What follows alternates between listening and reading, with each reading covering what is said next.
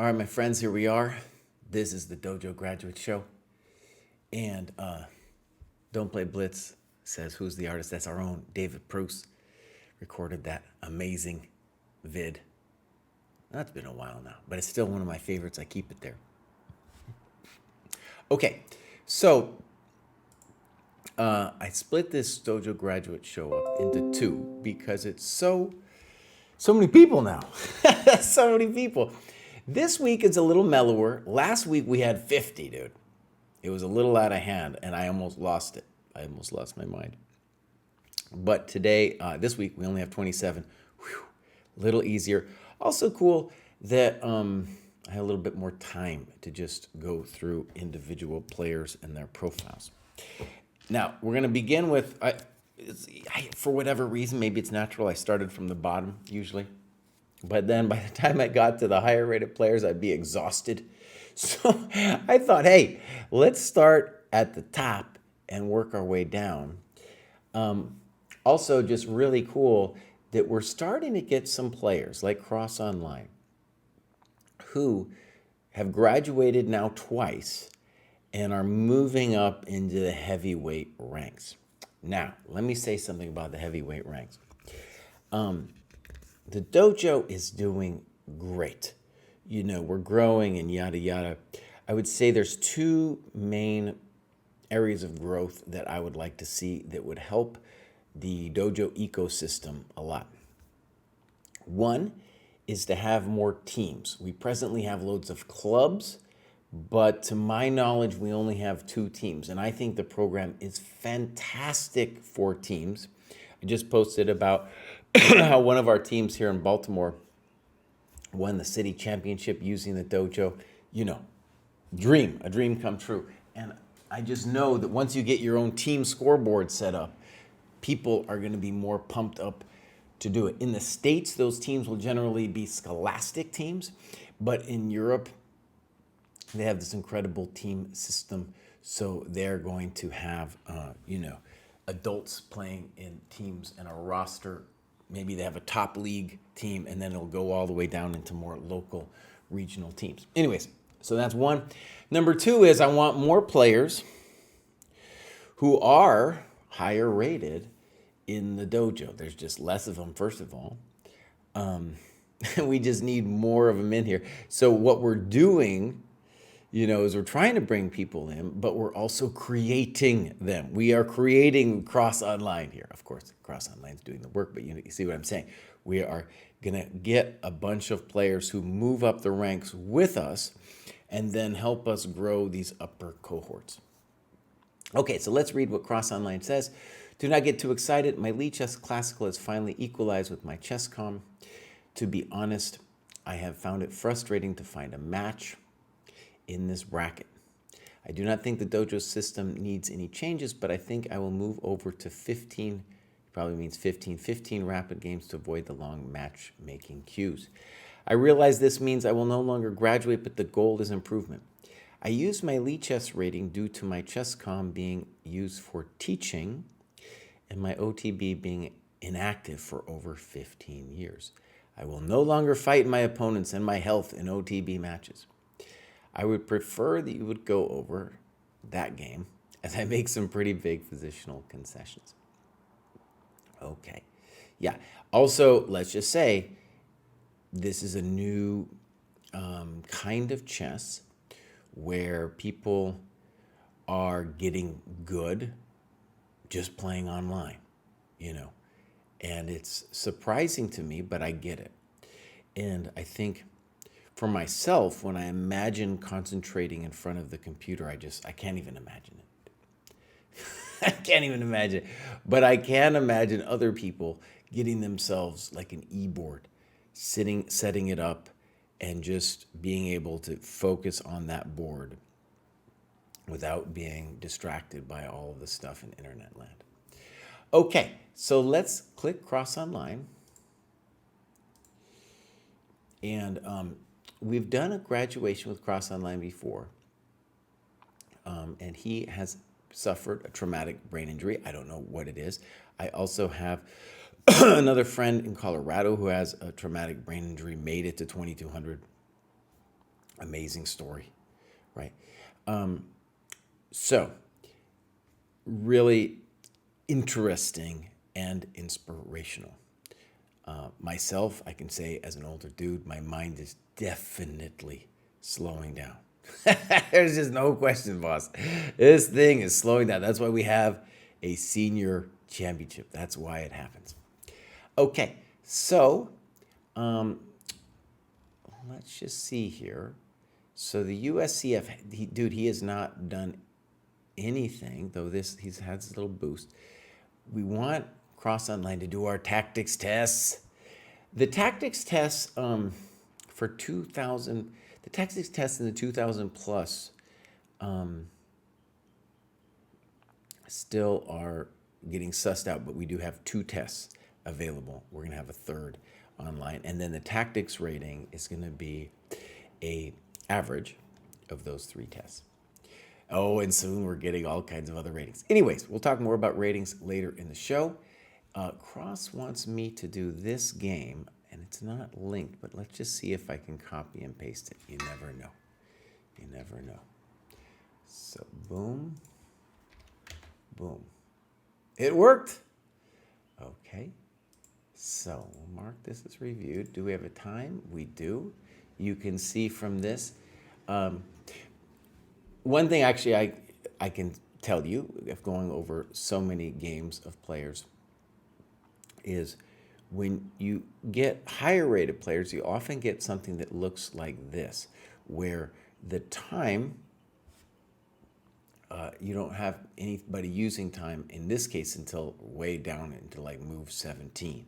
Cross Online starts thinking a little bit, but basically that means for white, either they were playing superficially or they were playing all opening knowledge.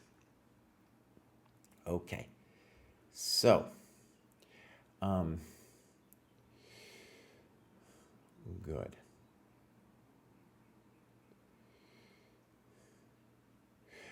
Just read what he's saying. Due to my health, my training has to be altered. I primarily focus on chess skills, mechanics, and almost ignore knowledge. Anything you have to memorize or understand. All of this is pretty much a wash for me due to my retention. Okay, this is interesting. And the reason he said he wants me to review this game is because of some positional mistakes. I will say, for myself, I know that learning opening theory is much more difficult than it was when I was a kid. As a kid, I could boom, boom, boom. Now, I can maybe memorize or understand some things. I do feel about positional chess that I don't know, I don't want to speak to this guy in his situation, but I don't know if it's knowledge, but there's a kind of acquiring of positional knowledge that comes with experience. But I like this breakdown of skill versus knowledge. That's interesting, and I'm going to think more about it. Okay, his opponent is a monster bullet player, top 20 classical Lee chess player. So let's get in here. Boom. All right, so we have our King's Indian. It's very typical for higher rated King's Indian games to, have a big theoretical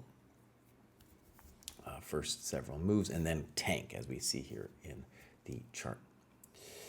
So here he's saying that e5 was best but required calculation. Maybe. C6 is going to require some calculation too. Yeah. Maybe if I was going to say anything about it, if you're going to play e5, you would want to have a sense of what you want to do against d5. And against de, you don't have to worry about that at all. At all. He's not doing anything to you there. But right here, we would like an idea. Here, there are several plausible moves, obviously.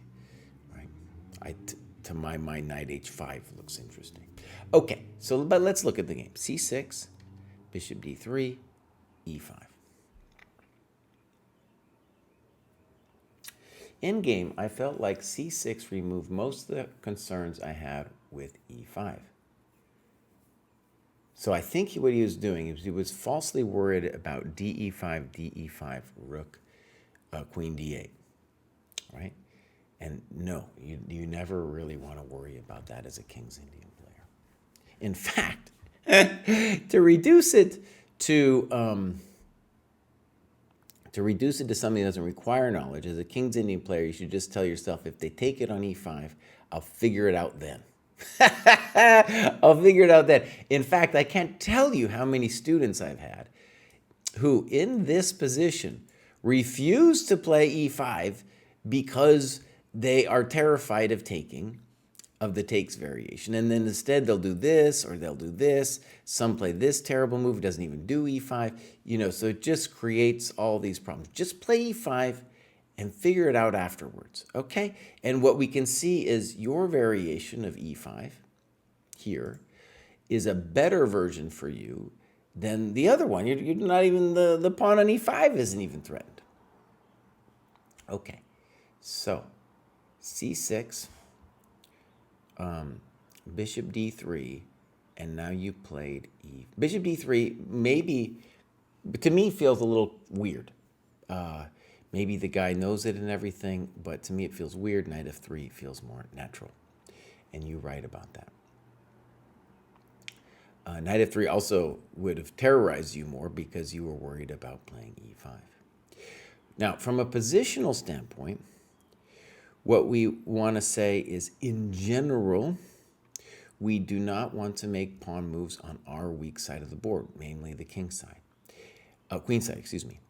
And it will become our weak side of the board, especially after e5, d5, when the pawns are pointing this way, his are pointing that way. Some people who are crazy play weird stuff like a6 and b5 here, and I thought maybe that was what you were on about when you played c6. It's weird, but it's maybe playable. Okay, so you played e5, d5, and now you go c takes, c takes. And the thing to stress here is this exchange is, in general, good for white. Okay? In general, good for white. And you talk about knight bd7 and knight c5. Good. I'm not convinced by this bishop d3 thing, by the way. So now, right, you move a pawn on the weak side, and this just helps white because now white has something to aim at. b6, more weaknesses, but honestly, you're in a bit of a bad spot already. Here, here, here, here, bishop c2, correct. One key reason that white definitely, it's not about the bishop, that's in fact his weaker bishop, but he does not want to trade any pieces with you because you have a spatial disadvantage. I think, a way to approach the game, if you feel like you can't, like, for example, if I talk about pawns pointing or spatial stuff, I feel like, yes, maybe it's knowledge, but it's not like concrete knowledge. It's not like memorizing some long line. In any case, that's how I feel about it. It doesn't feel like the kind of knowledge that requires like a deep memorization. Okay, so the normal move here would be a5. And I think some people might say that you're in really bad shape here, but from a practical point of view, you have everything still to play for. And the reason you're in bad shape is because white is going to be able to create an initiative with things like rook b1, b4, and your play on the king side is much slower. One conceivable move that dude could even start with, and this brings us to the point of what the whole idea of h3 is maybe even this move g4, intending knight g3 with the big clamp down. let's just leave it there for a second. Let's just leave it there for a second. But that is their idea. The whole idea of h3 is to play g4, might turn into attack later, but really to say, black, you're playing on the king side. I'm going to shut it down, Bows. Okay, so knight h5 looks very odd. But your opponent plays queen d2, which doesn't, I don't know. Why wouldn't they play b4? You know, why not? Okay, so queen d2, and you boldly go where the King's Indian players have gone before. Our professional band has made a song for Botez. We would like to make the Chess Dojo one. I hope you can check out the song. Joseph. Okay, cool. How do I check out the song? I like songs. I like songs. So now this guy is in a little bit of a pickle, and he's done it to himself. And he plays, so yeah, queen d2 was a bad move. Queen d2 was a bad move, and now you're in the, I think you're in the game. This is the thing about the King's Indian, Bows. You can be in the game.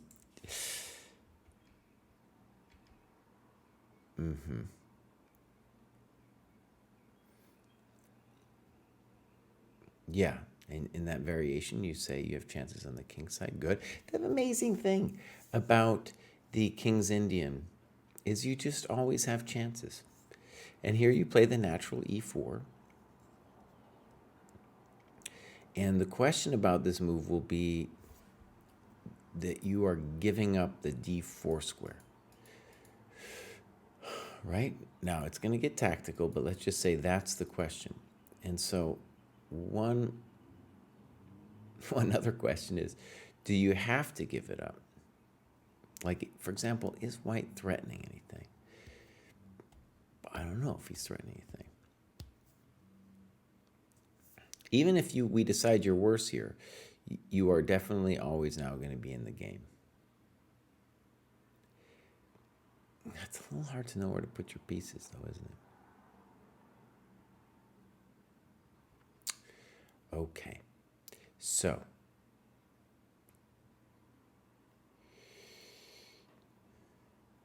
I think you're right to say that on ef4 that white is better. White might just be better anyway, even though I disliked I disliked the way white played, and I said you had chances. You do have chances, but yeah, we might just be worse here. I would like to find another move, though, because I don't feel like he's threatening anything. I don't know. The real bummer is that b4 move. So anyways, I won't go too deep, but I would be interested maybe in playing a5 here. And the reason is, if we play what you did, it seems like he has a simple advantage. In this position, I don't know. Am I frightened? I'm frightened, but we can't. We can't. Well, we play the King's Indian bow, so we should be frightened. So maybe a good way to think about it is, when we play e4, we liberate this knight. That's the main issue that we have with this move, e4. And then, again, we have this problem, and now it's looking nasty. See, now we have to say this is nasty. I attempt to MacGyver my position. Okay, so I don't think I have a great alternative to you here, but now, you know, this knight looking pretty grim. Okay, now dude plays bishop b3, and the issue with this bishop b3 is he's giving you dreams of playing knight g3. So the question I think white should ask is there some way that I can just say no to the knight ever coming to g3? For example, I don't think you can take on d5. You know, I don't think you can take on d5. Now, let's see. Maybe it's no big deal that the knight goes to g3. But I'll just say, from my perspective as white, I'd be like, well, that knight on h5 is terrible. If I let it go to g3, maybe, maybe it'll do something. I don't know. All right, so here we go. Rook fd1, and you double down with the knight fh5. We might be toast here. There's no doubt.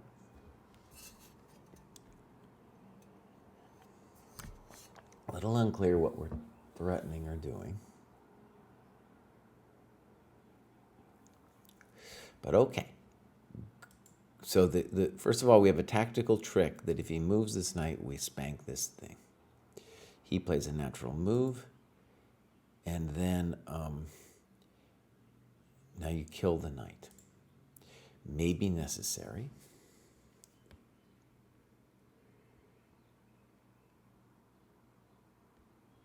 Okay, so here we go. Boom. Boom. We are definitely strategically lost. And now he goes rook e1. Well, that's at least encouraging. We got him to do that thing. Now you played b5.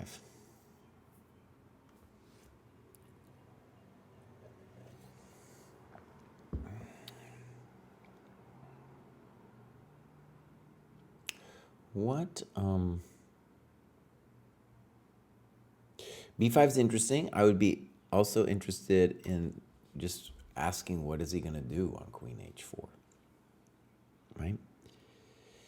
Queen h4 is like my only little juice in the position. So b5, king h2, not sure. Queen h4, you're doing something. He goes a little bit passive, and now you come around the mountain. Maybe you're making a little progress. Bishop d1. Why did we do that? White is definitely played unconvincingly.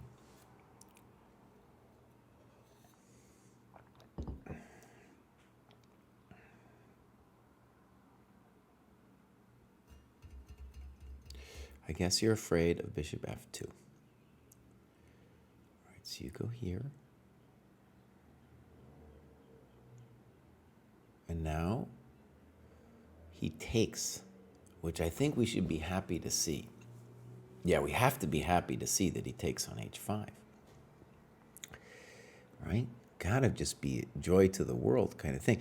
But it's true that knight e2 doesn't solve his problems because of knight g4. So white has definitely put himself into a little knot here, and he solves a key problem that you got here, buddy. Oh, man. He solved a key problem. All right, here you played knight h5, and we have to, I think, ask ourselves about queen h5, as this makes him wonder about knight g4. Right? And it's not clear that we're getting toasted here. All right, so you played knight h5, knight e2. Hold on. Sometimes I gotta talk about the. Oh, wait a second. Sorry about this. Here's the song, deleted by Moobot. I'm sorry about this. Let's see if we can get this sound. This is the song, everybody.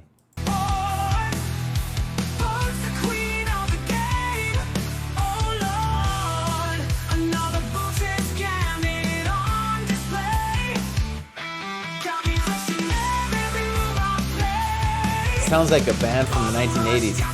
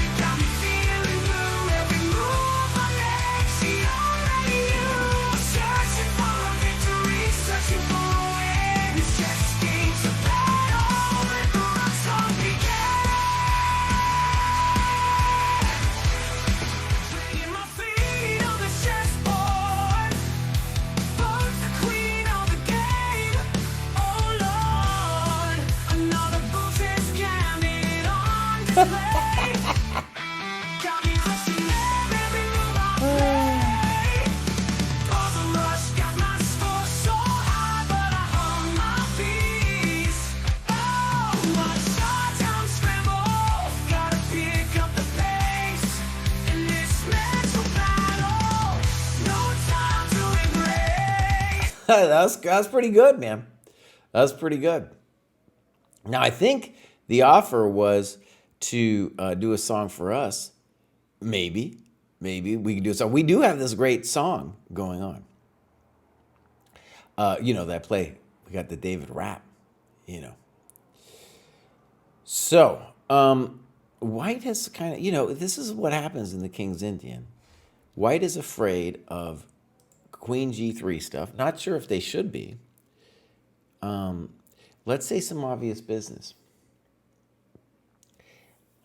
It looks like White should be better in this situation because their bishop on the dark squares is a monster.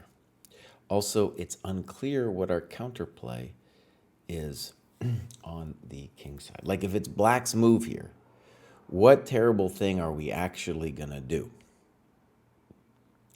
So one question is just a simple A, B5. That's a simple question. Anyways, let's stick with what he did, knight e2. Let's take a pawn, bows. Then he's obsessed with this, G3. Probably a good move. You go all the way back. Okay, good. And now he's going to try to nail you. I'll say this, who knows what the engine will say, but this seems very hard to judge for this Boomer GM right here. It might be easier to play for him. But it's not simple. First of all, you did win a pawn. He didn't need to give you that pawn, by the way. I don't know why he gave you the pawn. So you play rook c8. You are going to have knight f6. So the battery isn't going to nail you. We do need to bring Mr. Knight back pretty much no matter what. His knight coming to d4 scares the bejesus out of me. Now we're going to give your move a try, but bishop b5 seems like I would want to talk about that. Okay, good. He gets that fancy knight though. That's what does worry me. And you like this move, king f7. Now, this guy, it's not clear he's hurting you at all, really. So, for example, what's the eval if we just trade everything off? How is he going to actually get to you?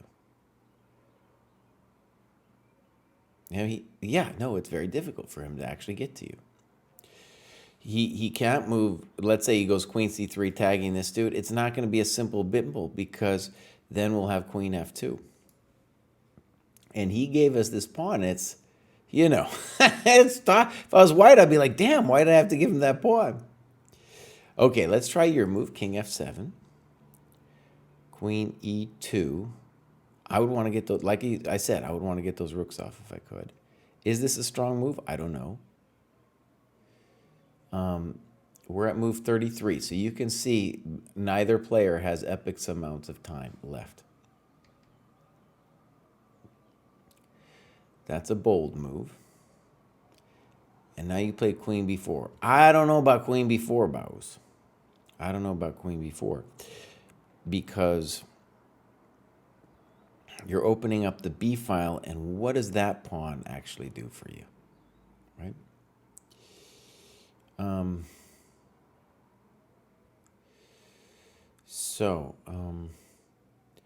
In general, by the way, we just don't want to take on d5. We don't want to ever open up any kind of business.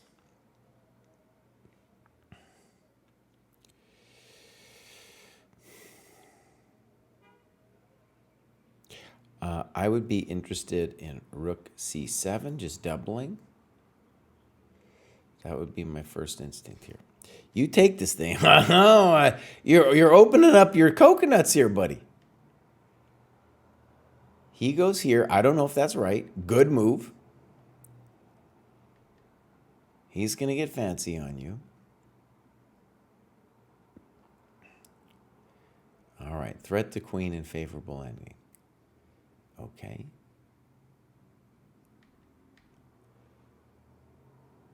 I'm liking it. I'm liking it a lot. And now rook g8. Rook g1. Rook g6. Okay, that's clever. That's clever. You're putting the hurt on this guy, man. Your queen's in. You're up material. Everything's winning. Queen b7. Okay, so now you're in deep time pressure, and you're saying knight g4. My sense is that it's probably winning. So I wouldn't, you know what? Okay, I'm not going to look at your analysis. I'm just going to see. So first of all, I wouldn't analyze HG. Excuse me, I would only analyze HG. That's the only thing I think I would worry about. And here you have a choice between rook h6 and rook and queen d2. Rook h6 maybe is complicated, but that's the end, right? He's crispied and crittered right there, Polgar mates. So as long as you see that, then I don't think you have to worry about it, dude. It's easy for me to sit here and say that, right? But, you know, yeah. You talk about king h1. Well, maybe. And then you would need a follow-up here. But let's continue. So this would be the next one. Oh, my God. He can't go g2, so he's got to go here. So you do have at least a draw. But we want more, of course. No, it's a little bit, it's true, it's a little bit hard to thread the needle here. And I'm just looking at here with my chump GM mind. I am not seeing the immediate breakthrough. And you write, knight g4, hard to find as we are unprotecting the d7 bishop. Yeah. Well, it's funny, you say Stockfish found something here. I'm not sure I'm finding it.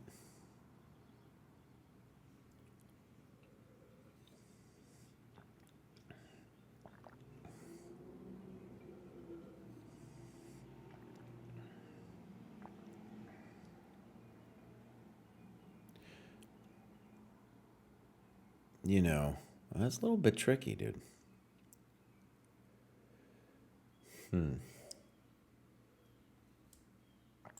Maybe something like this.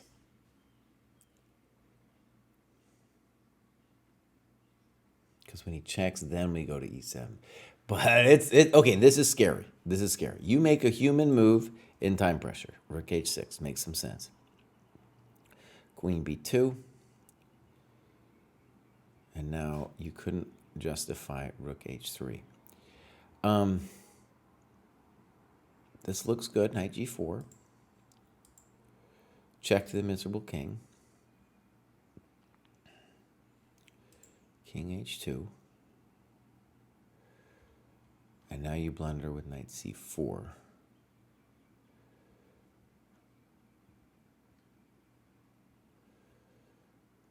And then, you know, Stockfish is talking about knight f1.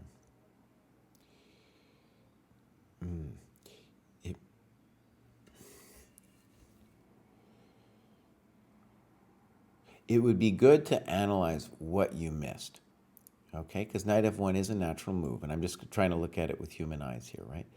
So maybe we're concerned with that move? Like, is that what we're worried about? Here, though, minimum, we could trade queens, right? And then this one, well, because, yeah, then you don't have to calculate this, right? Because since you have the threat on h3, you know that you're not going to get mated, you know. Okay, but you are in deep time pressure. Let's look at this. So let me just actually look at something here. So you have 30 seconds to move. Now, one thing I am terrible at is I get so nervous because I didn't grow up with that 30-second thing, you know. But I could see that in this move, knight c4, you played that very quickly. And so I think here what we want to say is you need to become comfortable with that clock ticking down. And knight c4 is not the intuitive move because it's going away from the king. I guess this was your idea. And now he takes the bait. Check to the miserable. Dang, dude. That wasn't very nice. Queen b2. Bang! Checkmate, buddy. Yeah. So,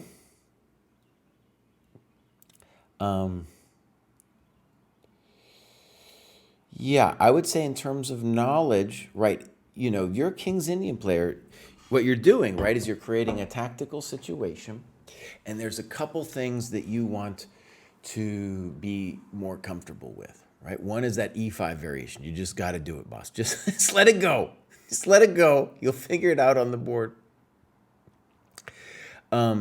Then the next thing is that moves like a6 and b6, you just got to say to yourself, Krai's going to yell at me if I move the pawns on my weak side of the board, right? Those I feel like are things that are axioms, you know, they're not like memorizing something. You were playing some good chess though, dude. You found queen d1 and this rook h3 stuff in the, you know, might seem simple now, but I know that in the heart of the heat of the battle, it's not the easiest thing to do. And your opponent, you know, is suffering through this too. So this is great, man. This is great. Let's go back and, ooh, not wrong, because that was the thing. We're going to go to this one and just look at your activity for a second. Login expired. I don't know why that happens, but you just refresh and it fixes it. And so, yeah, you've done a lot of work, man. This is great. So that was how you did it. 113 hours. Games analysis. I want to go look. Yeah, you're doing the work here. So that's really good. That is excellent. And let's look at the, just to click on the tactics, just to see what you did. The Volgar mates it too. All right, boss. Good. Polgar mates it too. It showed. It showed, buddy. You did that well. What do you do in non-dojo? Tactics and solitaire chess. Okay, fine. All right. So, all right.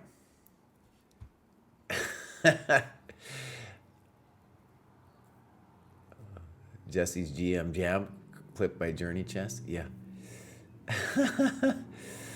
So, all right, by the way, sometimes I'm obsessed with the game I'm looking at. Don't necessarily look at chat, but I eventually, okay, I get around to it. I eventually get there.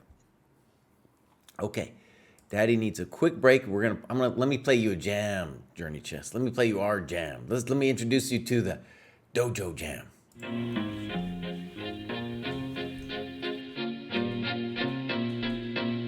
Welcome to the dojo. Check out Joe, he's a Reddit bro, likes to edit posts, and he starts to gloat when he gets the most of votes or likes. Yeah, he's really hyped, really psyched, cause the club is really tight and the work is really light. His training plan is the first thing your eyes see, cause he got more follows than my boy Aragaisi. Opinions on Magnus, Hans, and Karyakin, who cheated who, which engine did he hacking. He got blocked by Short, ignored by Dvorak, but he can't be wrong, he scored a like from Truan. He's got lightning attacks on GM blunders and gaffes, true not over the board, it's only the other chat. Still his 7-year plan ensures the last laugh. Distractions detract from any actual actions. Excuses are useless, he rues his inaction. Awaits satisfaction, the status of Magnus. He bought 50 books and opened up 10. All right, let's get back to it. Cross Online, dude, it's amazing what you're doing. Next up, we have Stefan, who went up into the 2021. Amazing. And he says, after reading all of the recommended books and doing a lot of tactics, I managed to crush the regional tournament. Thank you, ChessDojo. That's what we want to hear, dude. That's what we want to hear. All right, so this is Stefan. Sports enthusiast and part-time chess hustler. Somewhat of a chess talent. Look at that. Maybe that might be him with the fish. You know. He's German. This is a German rating. So that's super cool. We have a lot of Europeans here, dude. It's really great. We want him to get his tactics rating up, dude. We need you to be doing some stuff, boss. Okay. So that's a FIDE rating. I must expect that's the FIDE boost that everybody got.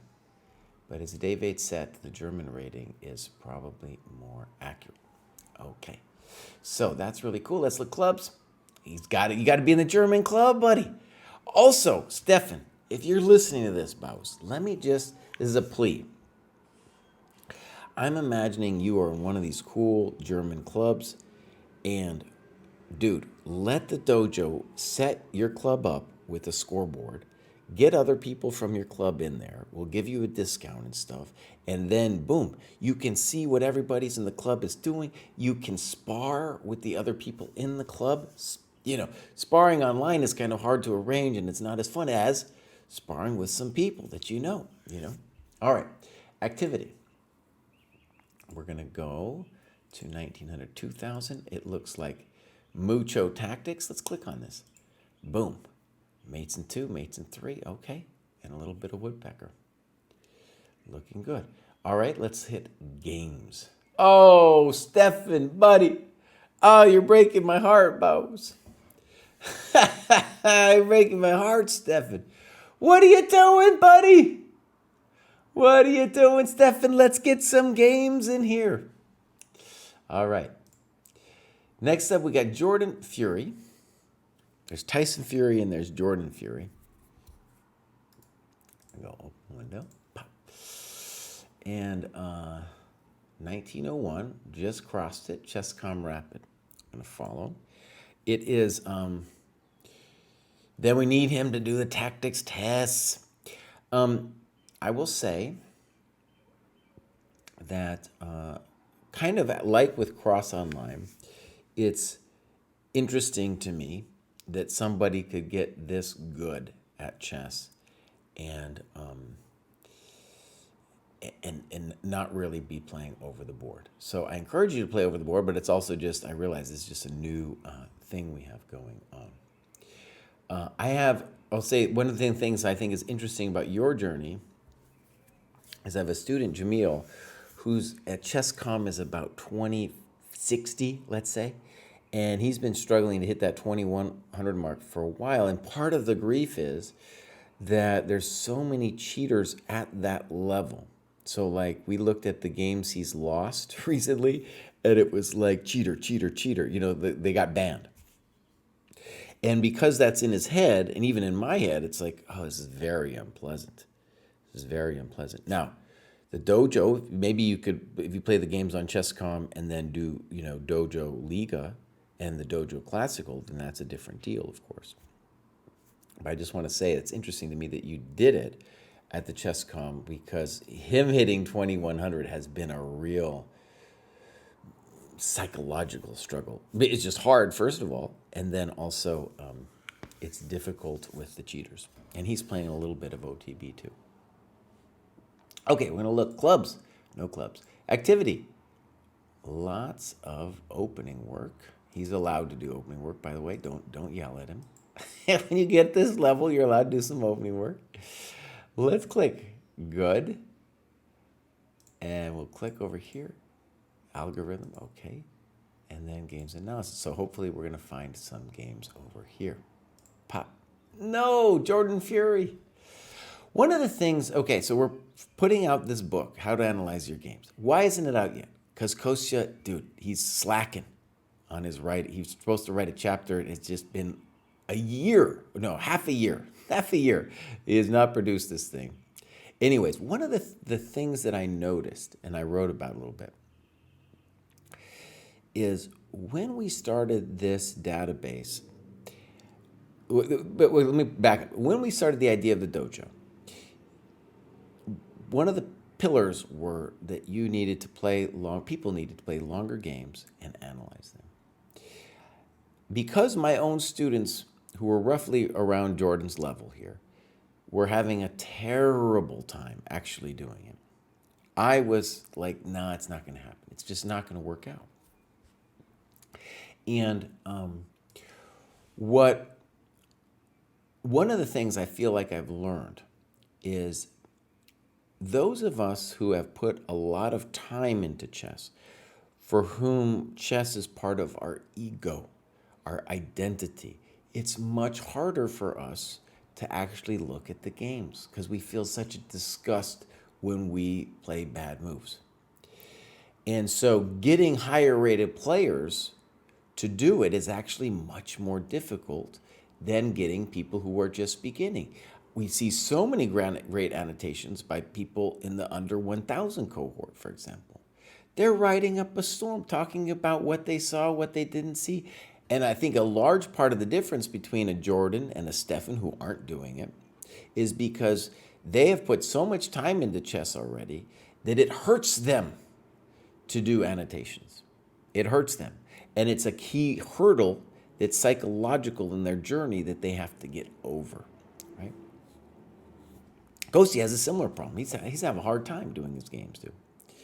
Okay, so here we go. Hugo, open a link, pop. This is Hugo. We're going to follow him. He's been here since 1.0. He got a FIDE boost. He got the FIDE boost, but he made it. 1742. Okay. Tactics rating, not there yet, but Hugo, let's get somebody. Let's get some. Really a journey here with the rating. And then this huge pop, which we haven't even addressed the pop in the dojo ratings yet. QChess, thank you for rating. This is a dojo training program. We are going over graduates in the program, people who have made 100 points, gone on to the next 100 points level. This is Hugo. We're going to look at clubs, the French dojo. Okay, David's over there in France. Activity. He finally was in there for like a rainy little town in the north of France. Dude finally got down to Marseille for a break. He's like, what was I doing up there in the north, dude? What was I doing? All right, so we got some work done. Hopefully some games and analysis, i.e. games that we will see. Let's check it out. No games. I'm going to repeat what I said before. I think the higher rated players have a harder time doing annotations. Okay, next up, we got Ian. This is a fancy spelling of Ian, I think. So here's what he says. I've probably graduated a bit more quickly than I would have liked or expected, but happy to do so. I'm definitely seeing more in my games than I was used to previously due to the dojo training material and really enjoying the journey. The Polgar Mates and the Perelstein eval books have really been helpful. I've decided to explore the games of Spassky as a model for myself, as I like the attacking whole board style he has, and I can understand at least some of the lines he played. I've still not gotten involved in the community, must try harder, and I'm planning on playing in the Scottish Open for the first time this summer. First time in an Open, too. Cool. I think his name's Scottish. I have a hard time with that name. All right, here we go. We'll see if there's a Scottish club. And he also is a victim of the FIDE boost. Now look, dude is actually ready to graduate again. But you can see it's a little different down here. And this is the custom Scottish one. I didn't realize actually that the Scottish people have a different one than the English one. Guys, just be part of the English rating system. It doesn't mean that you're part of England. Come on. Does Wales also have its own thing, dude? We got to ask our Knights Chess Club, the White Knights Chess Club. Okay. So, clubs, let there be a Scottish one, a UK dojo. See, here you're part of the UK. How come your ratings can't be part of the UK? Okay. Activity. And Ian has graduated more than once, so let's go back one. 53 hours of work this time. Very fast at this level. Normally this would take hundreds of hours for somebody to make 100 points. A bit of opening, some endgame, very little tactics, some non-dojo work. Okay, let's see if we got some games. Boom! 17 games. Well done.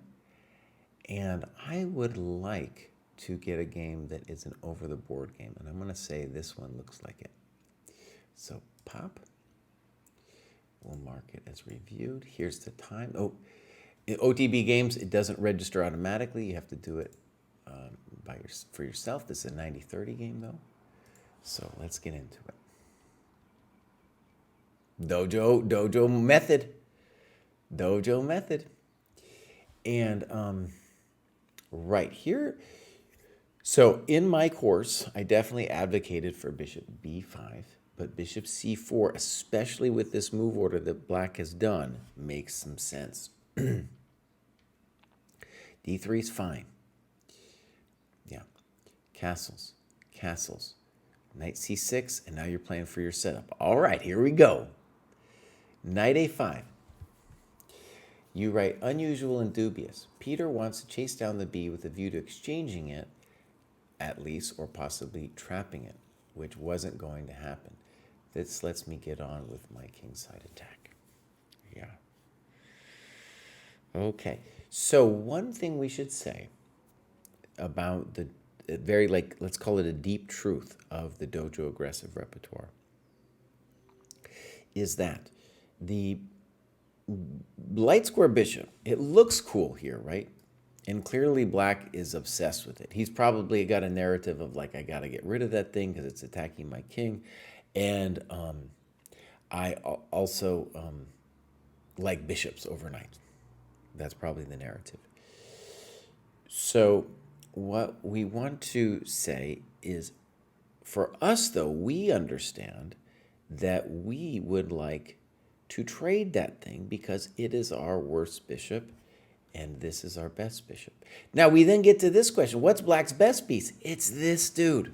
That's their best piece because at some point that thing is going to land on d4, harass this thing, and if I take it, then there will be play on the c file. Okay? All right. So, dubious. You don't have to play bishop b3, by the way. You could let him take it, and that would save you time. So I definitely just want to encourage you to think about this move here. If he takes, fine. And next move, we're playing our plan. We're slapping it down. We're playing the plan. We're slapping it down. Okay? And we don't have to, we're not committed to f5 immediately either. We can build the position, play b3, and we got great prospects at some point, knight d5. All right, so bishop b3, a little slow.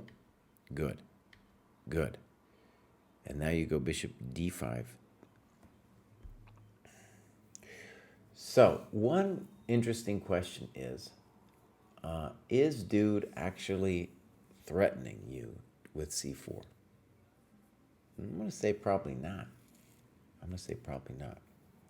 But what's interesting is he takes, which I think is a mistake. I think he should at least consider rook a7 and then kicking you out entirely. Now, the move e6, by the way, he would have to calculate it. You know, maybe you have some play and traps and who knows. But the thing to see about that move e6, he'd be like, oh yeah, if he gets that, it's not just maybe potentially winning the bishop. More dangerous for me is the fact it's just going to be shut out of play, right? So I feel like this is a key mistake because now a general problem we have is this knight has a hard time getting involved in the attack. Well, now it's in the attack. Also, that was their best defender. Well, maybe you could argue that's the best defender, but both of those guys are great defenders. Now they're gone. Goodbye. Adios. Auf Wiedersehen. Goodbye. So he comes back, and then you light him up, baby. There we go. Now, what's so cool about this game, actually, is he's following a pattern that we developed in the course. And you can see, my friends, it's pretty deadly. And it's so cool just to have a couple ideas. And so the simple idea is when we play f4 ages ago, our dream is this move. Because we need to free this bishop and free the rook. And sometimes it's a pawn sack. So here we go. Now, he says that e6 is a mistake, and it does look like he's going to get wailed on. However, it's hard to give black some advice here, isn't it? Like, what do we want the guy to do? I don't know. It's not clear to me. So again, whenever you give somebody a question mark, tell us what you think they should have done. All right, e6, and you played f6. Boom. And now I feel like dude has to try ed. Boom. There's no queen h4 because of gf8. So king g7. And now you have queen h6. You could default too to bishop h6, which would also be technically winning. So you don't really have to even worry about it. But this is even stronger. Look at how fast it ended. We're on move 13, Dojo aggressive repertoire, and it's over. Yeah. Bam. Look at this nice move.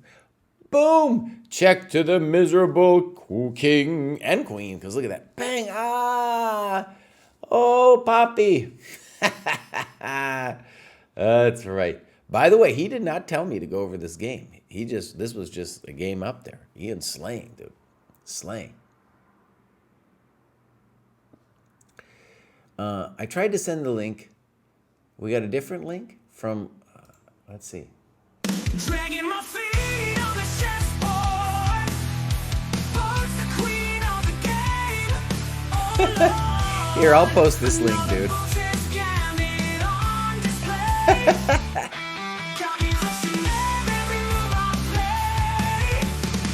There's the link. I should have posted that before. I'm sorry about that.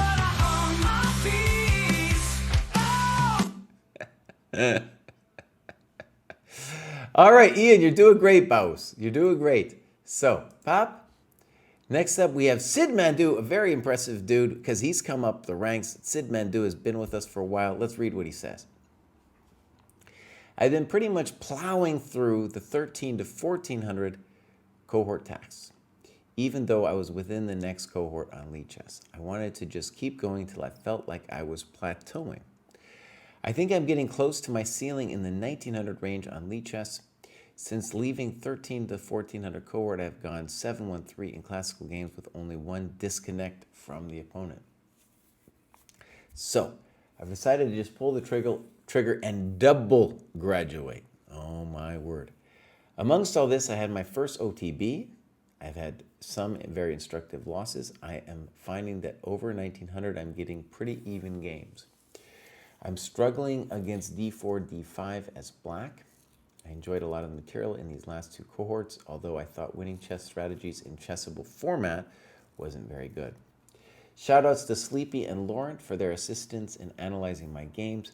Shoutouts to Shali, Kiri, Kevin, Fiddler on the Tank, Gregory, Hello Kostya for their help with unpacking problems with my king and pawn endings. I think getting out of the next cohort will be a real challenge, but I'm ready for it. Okay, great, man. Great.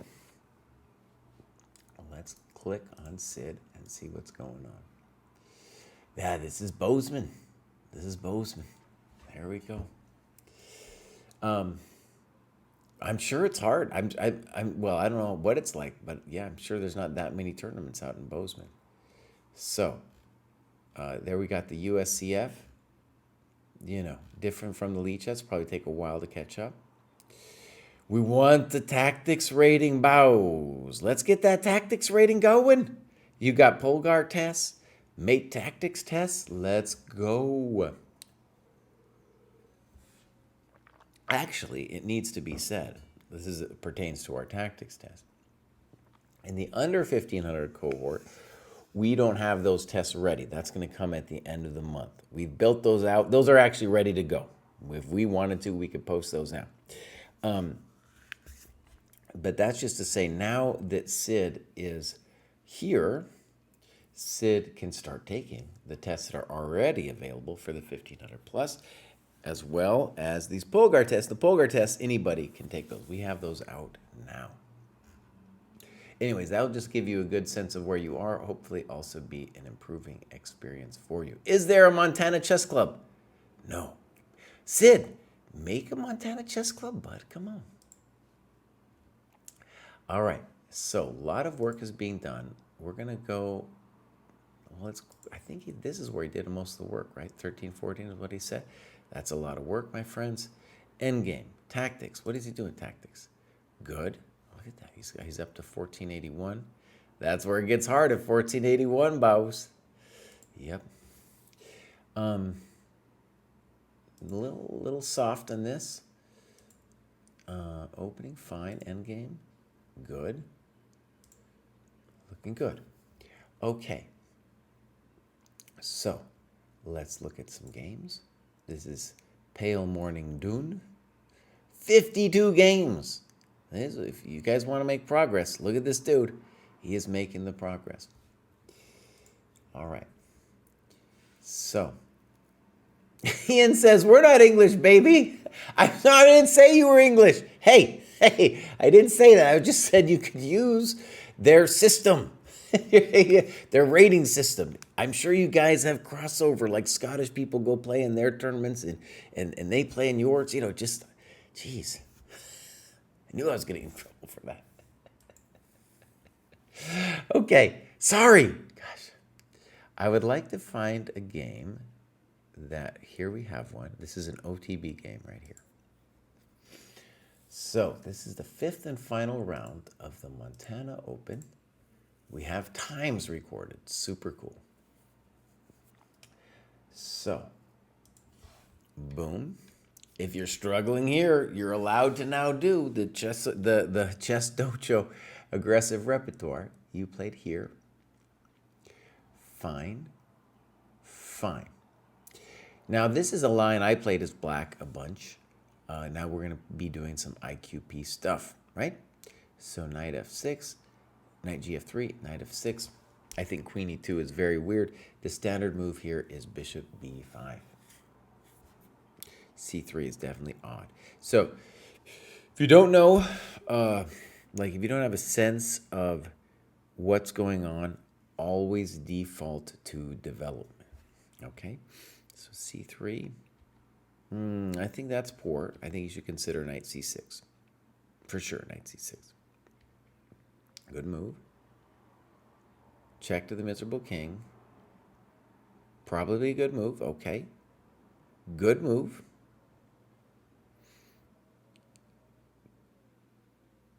Castles. Now, let's just talk about the situation. Here we want to say that you have a reasonable advantage because you have the isolated queen pawn to work with. Their first instinct here should not be to castle. We would like to wonder if it's possible for your king to do something more active. So the first dream for the king, I think, should be f3, king f2. Now that we're in the endgame, we don't want to castle. We don't want to castle unless we have to. Putting the pawn on f3 has the additional bonus of killing the Mr. Knight over here. So some players might play f3 here. Some players might play knight d2 to b3 first and keep black guessing as to our intentions. Okay. Poor. No, you need to hold this square. So this is the blockade square, and you need to hold it. So definitely that move right there, right? Yeah, that's the move you need to do. And this move, you're just helping him develop. Okay. Bishop g5. What I don't understand about bishop g5 is it seems like you're encouraging knight e4. But okay, maybe you had a point. And here we want to play f3. f3. f3 is a nice move, pushing the knight away. And then it's all about the control of this square, which you are obviously controlling. This move isn't poor. Okay, you're doing great. f3, you're doing great.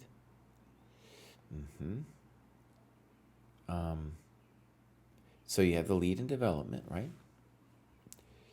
Pop. pop, pop, pop, pop. So, key moment here. One thing I will criticize you for here is you are moving too fast. Slow down, you move too fast, you got to make the morning last. And then if you're feeling groovy, you can, Kraai, leave it alone. Leave it alone, stop it. So this is a key moment, and you have to really slow it down. You and your opponent do the typical mistake where you think that endgames aren't interesting, that a lot isn't going on. No, all kinds of stuff is going on. So,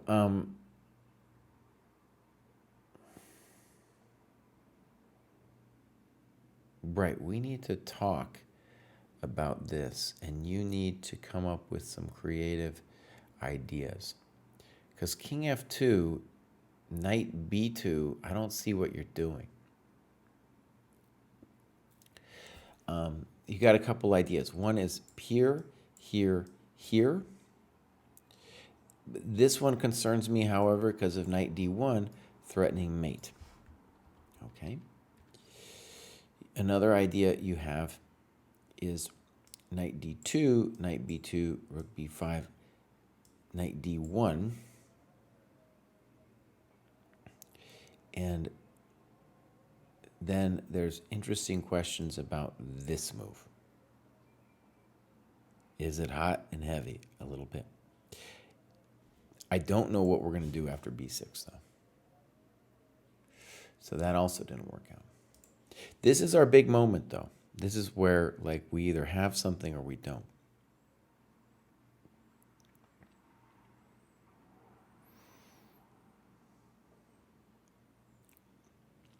Man, maybe we don't. I don't like to give up so easy. How about Rook B5? That's our next question, of course. This makes a lot of sense.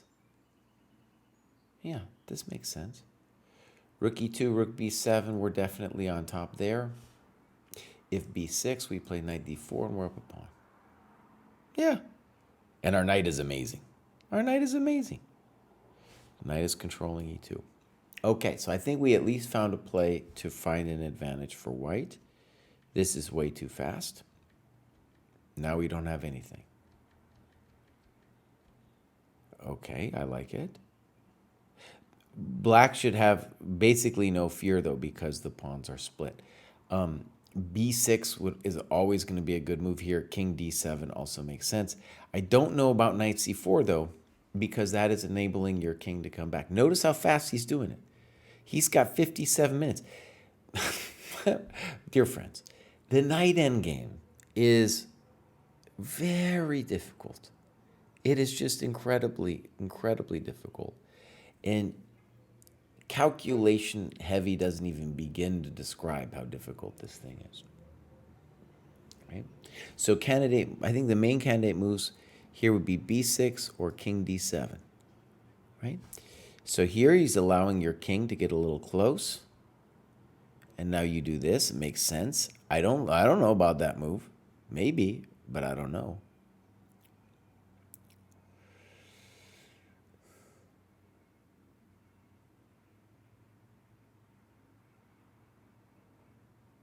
Well, that might be true.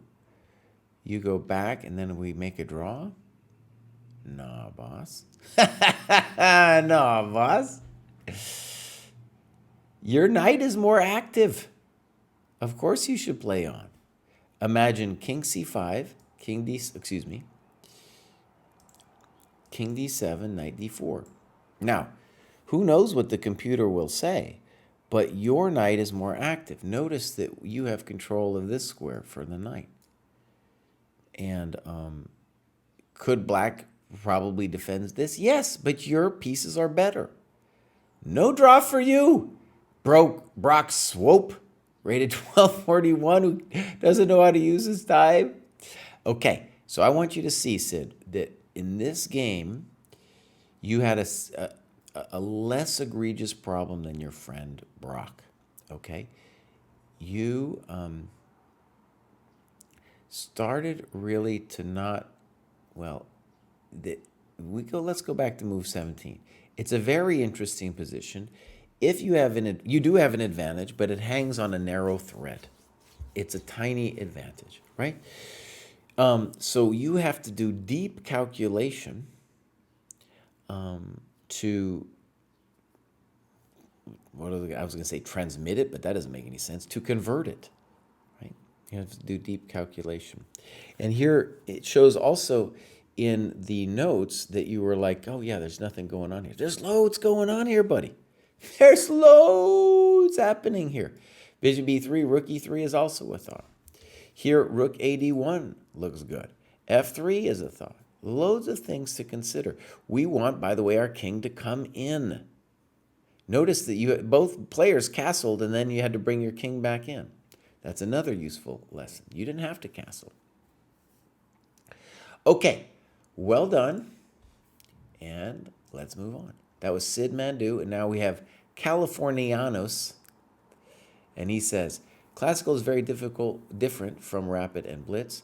I expected to struggle to use my time, but surprisingly I get into even more time trouble than in blitz and rapid. Haven't done much dojo stuff, just trying to get used to classical chess for now. Apart from that, it'd be cool to have an optional activity where annotating master games instead of my own games or assigned master games counts for progress. There are lots of cool games from the early 1900s or before where masters crush people in under 20 moves that I think would be worth annotating. I know I can add it under non-dojo activities, but it only counts as time spent and not games analyzed. Okay.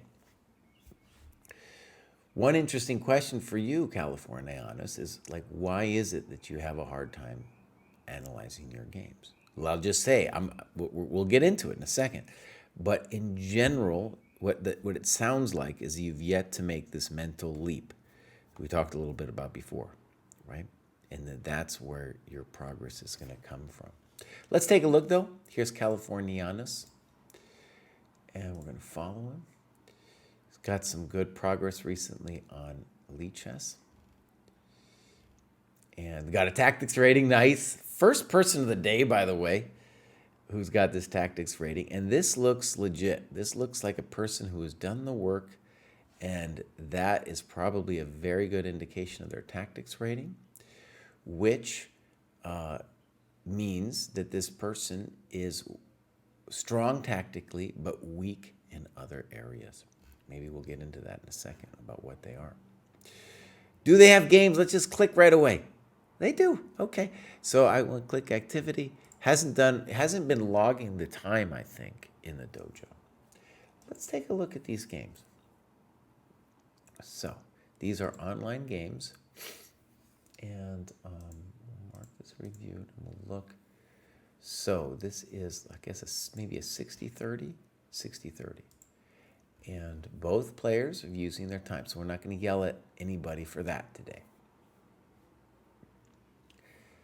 So, C4, fine.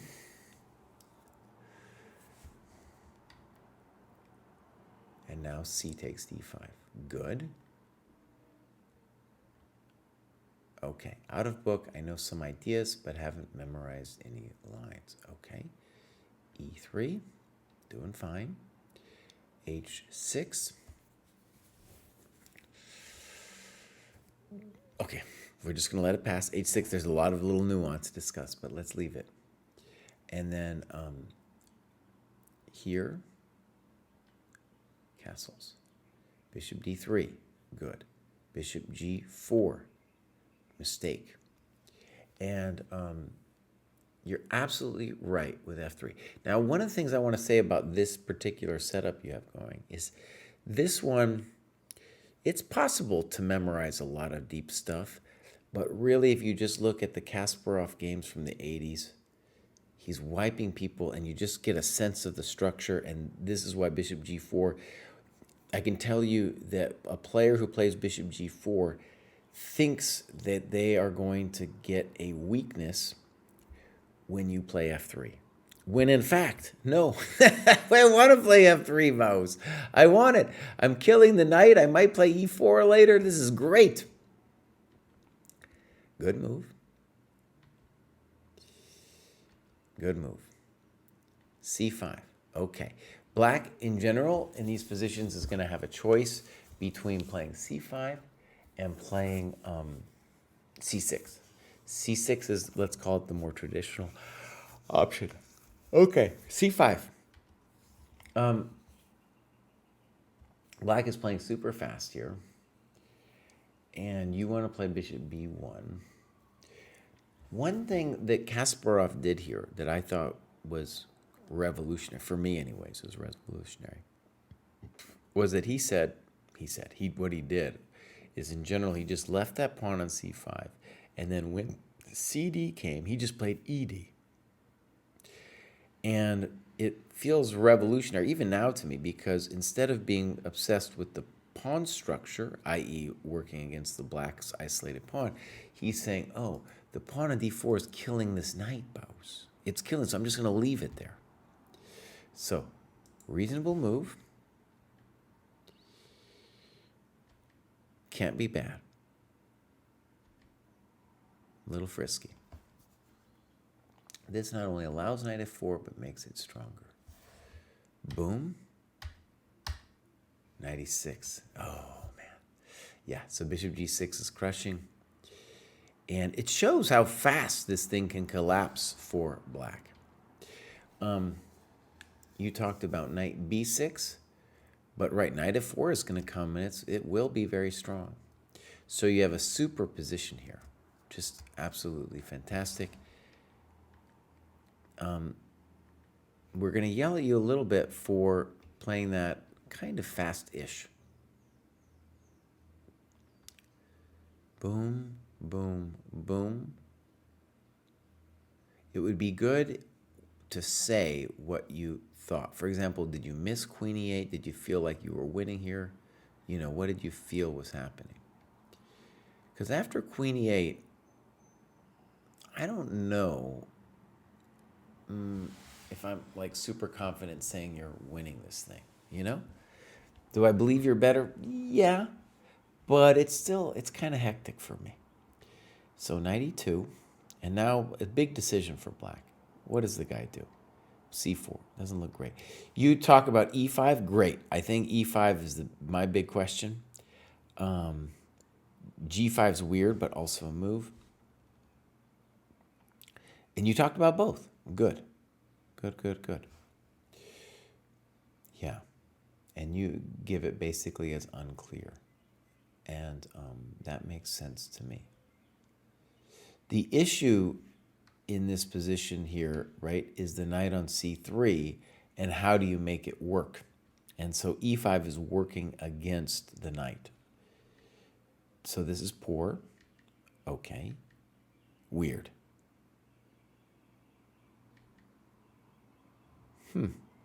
Preventing e5 and the associated complications.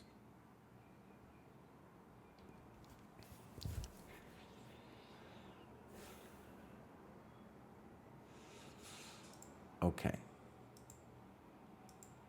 Okay, so he's saying this worried him. Okay. This looks incredibly promising, obviously, for white.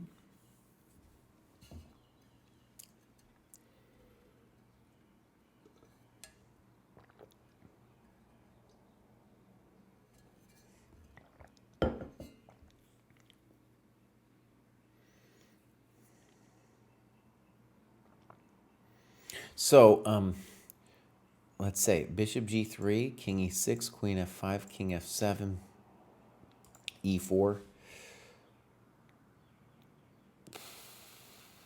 Are you winning? Well, we would have to guess that you're winning this one, right?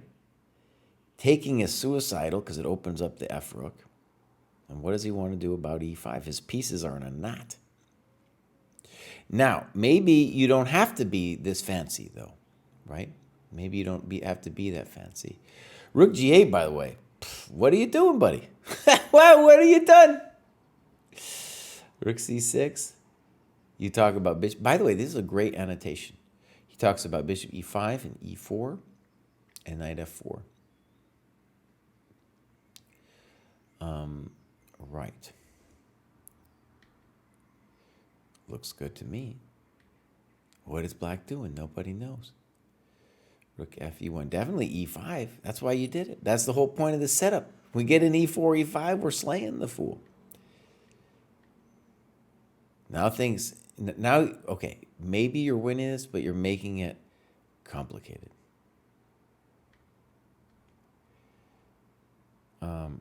Boom. Boom. G5. And right, maybe e5. The basic idea of e5 is, right, just stop you from playing e5 yourself. That looks abysmal. Good move. Ooh, and you just calmly took it. Wow. That's the dojo way right there. Oh, the dojo way. You gave him the dojo way moves. I'm liking this. I'm liking this. Boom. Oh, look at that. That's a pin and win if I ever saw one, huh?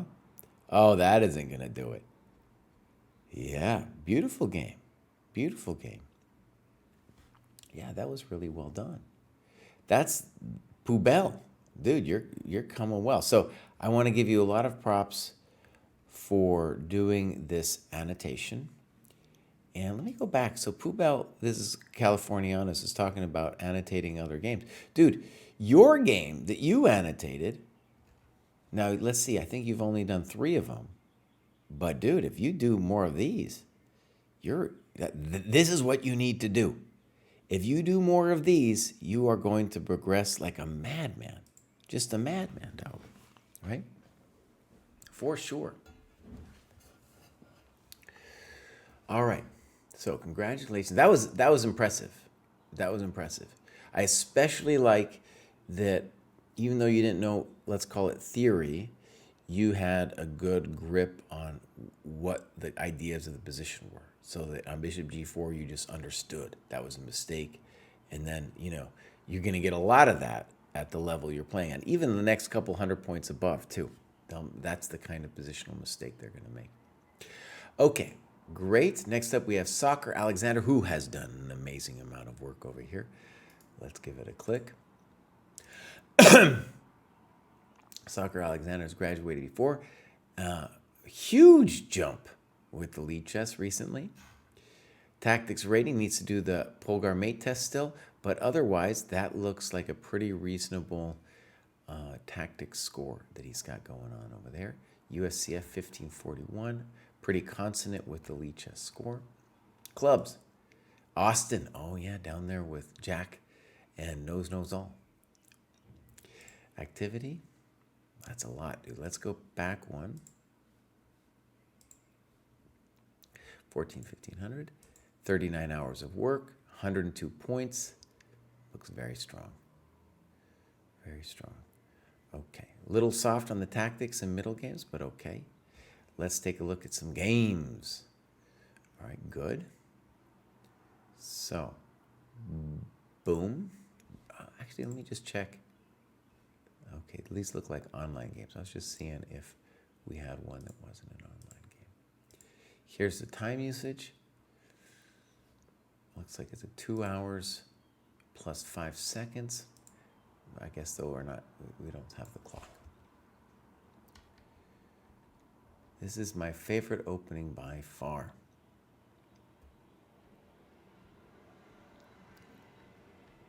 Yeah, a6 is a plausible move. I played this forever, dude. This exchange Slav thing, and it's a little bit like the London, but for more boring people. But it's actually very technical and interesting. And if my memory serves, at least back in the day, rook c1 was the main move here because on e3, then they get to pin and get rid of their bad bishop. But okay. Now, they're trading their good bishop for your bad bishop. So in general, we would like to play bishop takes d6 here. Bishop takes, queen takes, queen c7. A little controversial to play queen c7. To me, the question would be, what is the eval after bishop takes? Looks good. Knight a4. Well, that looks quite reasonable. And now look what happens. Dude gives you the dark squares. Thank you very much for giving me the dark squares. Queen e7. And then here, rook c3 looks poor. A terrible blunder. I was very nervous because this was my first time playing a game for $800. I don't know what 800 means. I did not blitz it out, but I could not make up my mind. Okay, so what you want to say about this position, what I would say about this position, is you have a very long-term advantage with juice on these dark squares.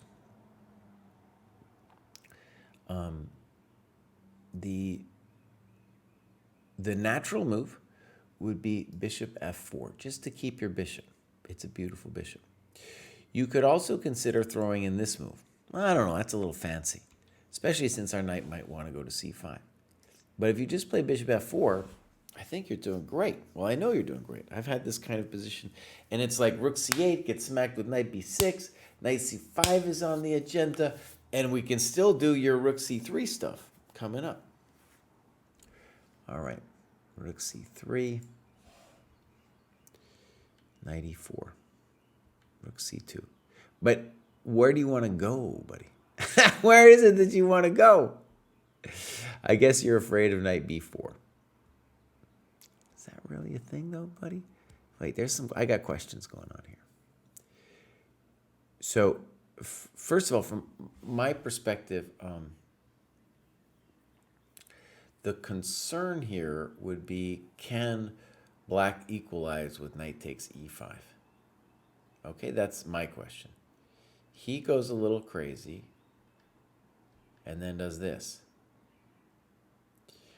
And maybe it's not crazy, because let's see, his intention is to say that on rook c7 he's going to whale you. That would be a terrible intermezzo. But if I play bishop e5, there's no knight b4 immediately. And he would have to either play e5 or g5 if he wants this knight b4 trick. You definitely would like to play rook c2. You know, we have to work out if it's possible, but that is definitely the move we would like to make. And him going to town with this knight b4 thing, I mean, maybe, maybe not. So let's imagine g5, bishop g3, knight b4. Again, rook c7, he got the snips. He got the snips.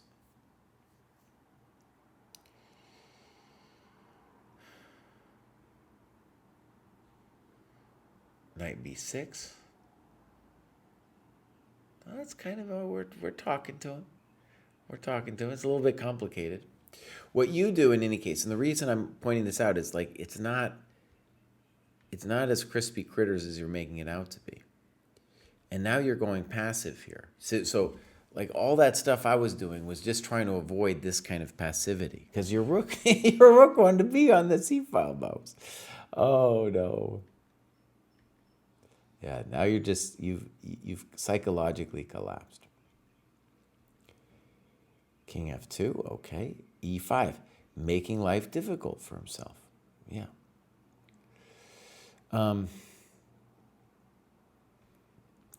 Also here, what we can say about this player is it's time for black to consolidate, and queen d6 is just like a one-move threat. What are you doing, buddy? Well, what's your intention? The moves that he should be looking at would be something like rook c4. Right? Something like that. Okay, so queen d6, not a building move, good move. e5, frisky. At least we're giving him some questions. And he's just opening up his kimono. He's just opening up his kimono. Queen e4. All right. Oh, this is for maybe $800, dude. I don't know. Rook cd8. Rook h1. h6. Rook h4. Knight c6. Knight e2. Oh, dude. His opponent's phone rang and the dude answered it. Oh. All right, Queen e6. We're going to go ahead and say that wasn't it anyway. Black should be able to find a path here, though, to some kind of advantage. And the first question would definitely be rook e3, which we might want to annotate. I don't know. I've definitely not had the phone ring situation. I can imagine, though, like at the lower levels, yeah, you're going to forget about the phone, dude. You're going to lose $800. Oh, man. I wonder what he told the person who called him. What are you doing? You owe me $800, you fool. Just me did the test. Very nice. Okay. So, well done. And that was an interesting game. Next up, we got S9B5. Polgar mates helped in training broad thinking and visualizing control of squares. Club games helped train thinking more deeply and develop mental stamina. Strategy books felt not very helpful to me at my current level. I think the thing that pushed me over the edge was learning to fight on in bad or losing positions. Something that I was forced to learn in club games where it's less tempting to just give up as soon as you're worse. Thanks to the significant time investment in traveling there. Okay, let's take a look. All right, Lead Chess in College 2018. We'll follow. Let's see, first we got a USCF rating, tactics rating. Nice, dude. Nice. Really cool, actually. It's a very consonant rating there. Yeah. All right. And so, yeah, and the rating matches the skill level pretty clearly, too. Okay. So, just got up to 1,400, which is great. Clubs. No clubs. Activity. We've done some work. And that's what they did to get here. They didn't like the middle games of strategy. What do they have to... They thought winning chess strategy no bueno? I'm hoping that the next book is good for you. I will say reading some strategy books might not be for everyone, but it is important to be a better player and also have appreciation of the game. I think one of the bummers in the program, honestly, is it's hard to have a book which I can tell people who are under 1,200, I can say, if you read this, you'll be a better player. Because at that level, you don't want like some deep strategical stuff. But, you know, to really appreciate what the game is and the nuance and beauty of it, well, you need to have some strategical sense, right? Anyways, I'm hoping that the next book works better for you and that I encourage you to read it. Games. S9 has done loads of, wow, 7 games, pretty good. Let's take a look. This is S9. So, mark as reviewed. And then this is a interesting game here. It looks like Black got a time bonus at move, I don't know, move 36. They got somehow a time bonus. I don't know how that happened. Okay. So, yeah, this is a weird thing. This is usually called the Verisov, or sometimes if bishop f4, we can talk about the Yobava Lund. It's not a bad move, though. Okay, so this is a little bit unambitious. Fine. C6. You could have played E6 too. One thing I want you to see about this E6, Knight B5, Bishop D6 variation is when white does this, they lose a tempo, right? They lose a tempo. So C6 is a little bit you being terrified of something that isn't so big of a deal, but you're still doing fine. Okay, fine, fine. Weird, right? Moving a developed piece twice. Good, good, poor. Moving pawn unnecessarily. Queen C7, I'd prefer just castling. Okay. I wanted to delay castling as it seemed like that would be the cue for him to take my bishop. And my bishop wasn't much better than his knight here. I didn't really want to castle long because the king's position would seem somewhat open with C6 played. Okay, so something I want to stress here, and I guess Queen C7, you're already kind of thinking about E5, right? Is even if the guy had taken on G6, I think we still want to castle after that. Our rook isn't able to do all that much over there. Excuse me. You're doing great because you are up in development in this position, right? Just doing fine. By the way, actually, I want to give a shout out on knight H4. A perfectly logical move, one I like better actually, is just knight BD7. See, because then they take, we get the clamp down on E4. If we need to play G6, we can. This will come later. Doing great. Okay, so this goes down. And what I want you to see about E5 is it doesn't really help your pieces. He plays bishop H3. Why? Because he doesn't understand that development is important. It sounds dumb when I say it, right? Of course he understands, Kraai. Someone told him. No, someone didn't tell him. He did not get the memo. He didn't get the memo. Okay. And you snaggle the pawn. Frisky, but maybe justified. Actually, rook C1 just gives me too much heartache. I can't even imagine it. So this was, we need you to castle, Baus. We need you to castle. He does not play rook C1. And I think that's heartache for you, right? Because you got to go here, and then you might be temporarily saving yourself from knight D5. But all of a sudden, his pieces start springing and hopping and jopping. Now we're in a little, I don't know, it's just not the situation I wanted. And your bishop's out of play. So bishop F5 looks poor, but okay. Snippos, snappos, hoppos. It's getting a little hot. So, Queen D2, tactical question. Could dude have played knight G7? I don't know. We got to look.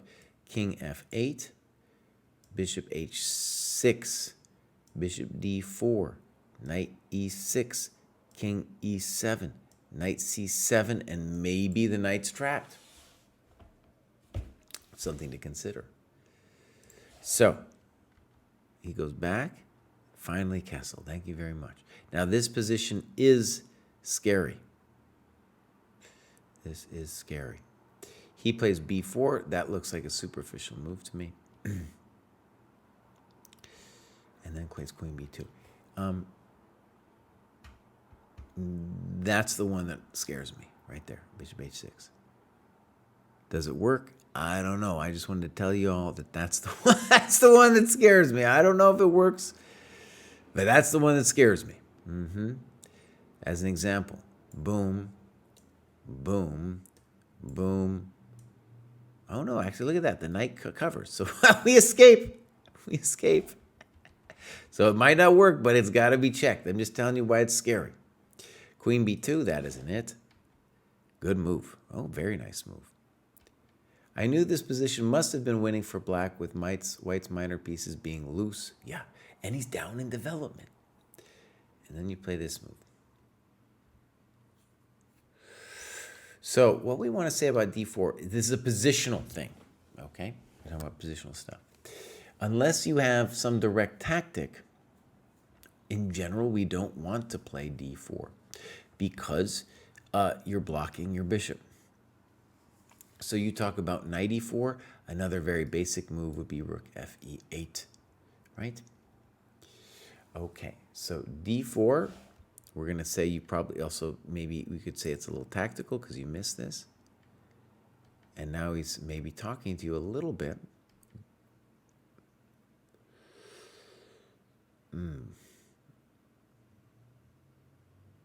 And good variation. I like this a lot. Boom, boom, boom, boom. Very nice. Why is that happening to him, by the way? Because he didn't develop. And then he played queen d5. When you give yourself a question, tell us what you think you should have done instead. Right? Tell us what you think you should do instead. And here you're losing your mind here with queen d5. Because he needs, it's like, it's like this. This guy didn't understand that he needed to castle. Now you're giving him a tactical reason to castle. Right? Yeah. So in this position, we should try. I don't know if there is a way for us to get an advantage here, but we should try to calculate some way to try to mess with him at least, right?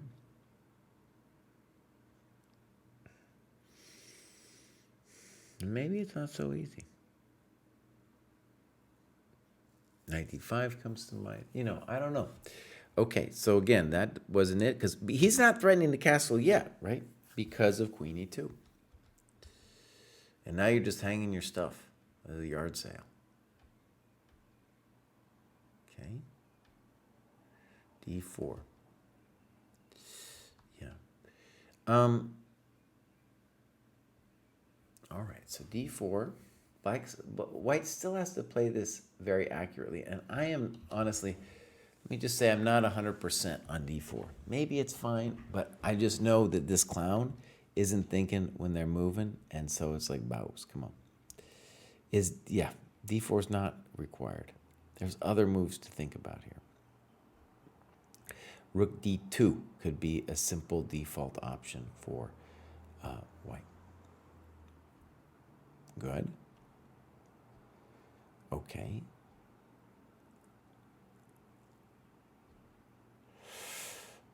We're going to say that's probably a mistake because now this allows him to trade it all off. Okay. Good move. Good move. Maybe knight c5 is a little bit more testing. Good. Now he's losing his mind. I don't get it. Oh! Oh! Welcome to the dojo, buddy. Nice. Bishop v2. We could put that in the tactics trainer right there. And now you're slaying him. And in the next game this guy plays, we can say, hey, boss, maybe you should consider taking your time. This is a little sloppy at the end, but you are winning. There we go. Well done. Okay. Someone's asking, can I review this game? At the moment, no. If you want, I'm looking, this is all ChessDojo land we got going on here. People who've graduated. Next up, we have Cool Master X, who has gone through, look at this dude, man. Boom, boom, boom, graduation. Graduation time. I think I've been above the bar for the next level long enough, and since I achieved my goals for the Dojo Open, 1 win and 1 draw, I figured it's time to move up. Extra special thanks to Lauren and Sleepy for giving great feedback on my play. Also thanks to M. Norris, Penro, and Aquafresh for being awesome to hang out with in the weekly under 1,000 game review show. I can't be bothered with logging my chess work very diligently, so what's seen on the site is just part of it. I do almost daily puzzle exercises and watch a YouTube analysis of some master game every night. I also play a fair bit of Blitz. It's been a blast being part of this community. Thanks for making it possible. All right, let's take a look. Chess enjoyer from Sweden. All right, cool. That's definitely some progress right there. My friends, I'm going to take a quick break. I'll be right back. Let's listen to a sound.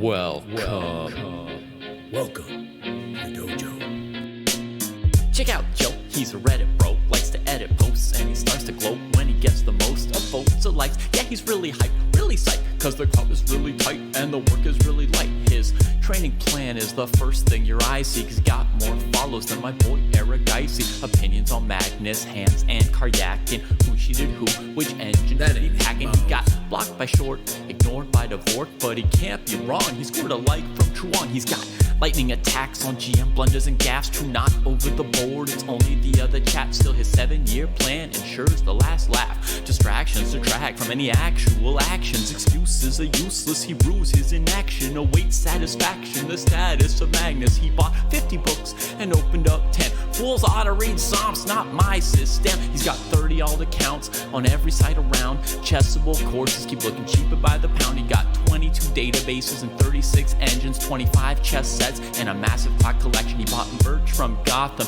Bra and Naka, but his game history looked like some chess copy pasta. A GM coach that he don't listen to, and if you think it is, then yes, my friend, yes, this is you. But that all changed one bright sunny day when a friend said, hey, don't you know? Welcome to the dojo. It's good to grow. Welcome to the dojo. I gave up on the easy. Sweatwork's what we need, G. Sweatwork's what I believe. Waiting's what I'll receive. Don't you know? Welcome to the dojo. It's good to grow. Welcome to the dojo. I stepped away from easy. Sweatwork's what we need, G. If sweatwork's what I believe. Waiting's what I'll receive. So Joe got into the business, stopped the app sickness, daily practice his rhythm, he even upped his fitness. He found sparring cathartic, postmortems charming. With the plus equal minus, he was armed for elo farming. With notepad and pen, he built up calluses, escape rating paralysis with lengthy game analysis. With sensei direction, he sold his collection. Read one classic and that was fantastic. Now he locked to the spot where they checking off boxes. Young prodigies and some wily old foxes. 3.5 points per box, that's shocking progress. Goal nearing, cohort cheering, Joe doesn't hear it. He's monotasking, no relaxing, concentration maxing. One book, one board, one set, one thought. Work will work will work, work never stop. One book, one board, one set, one thought. Work will work will work, work never stop. Now occasionally he peeps the world of the tweet and laughs when he sees the player that he used to be. Blank face staring, complex plans comparing while he's dojo training hours a day, playing out positions, transpositions, and growing his board vision. Transition from poser to player, focus without a care. He leaves them complaining in his dust, staying with their week-old ratings. Blast past his week-old rating, each week's a new occasion. He never takes vacation, the work is entertaining, the growth he's maintaining. And now Joe is explaining, hey, don't you know? Welcome to the dojo, it's good to grow.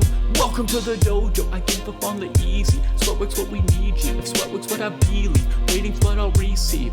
Don't you know? Welcome to the dojo, it's good to grow. Welcome to the dojo, I gave up on the easy. Sweatwork's what we need, G. If sweatwork's what I believe, rating's what I'll receive. Welcome to the dojo! Welcome to the dojo.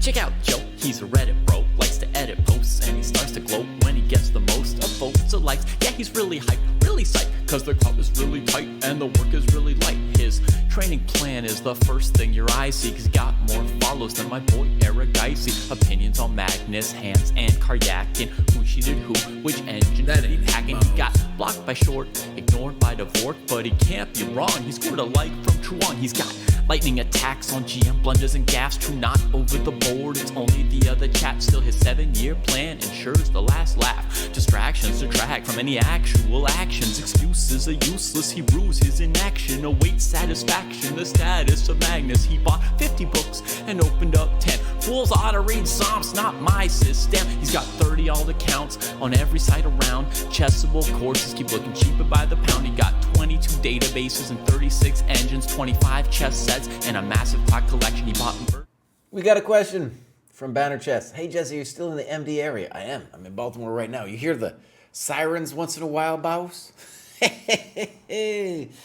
Yeah, I'm not actually in the war zone. I'm in part of the medical industrial complex. So that's the ambulance going by. But there is a very rich chess community here. When I got here in 2016, there was not that big of a scene, but there is a chess club that meets, I think, basically every night, dude.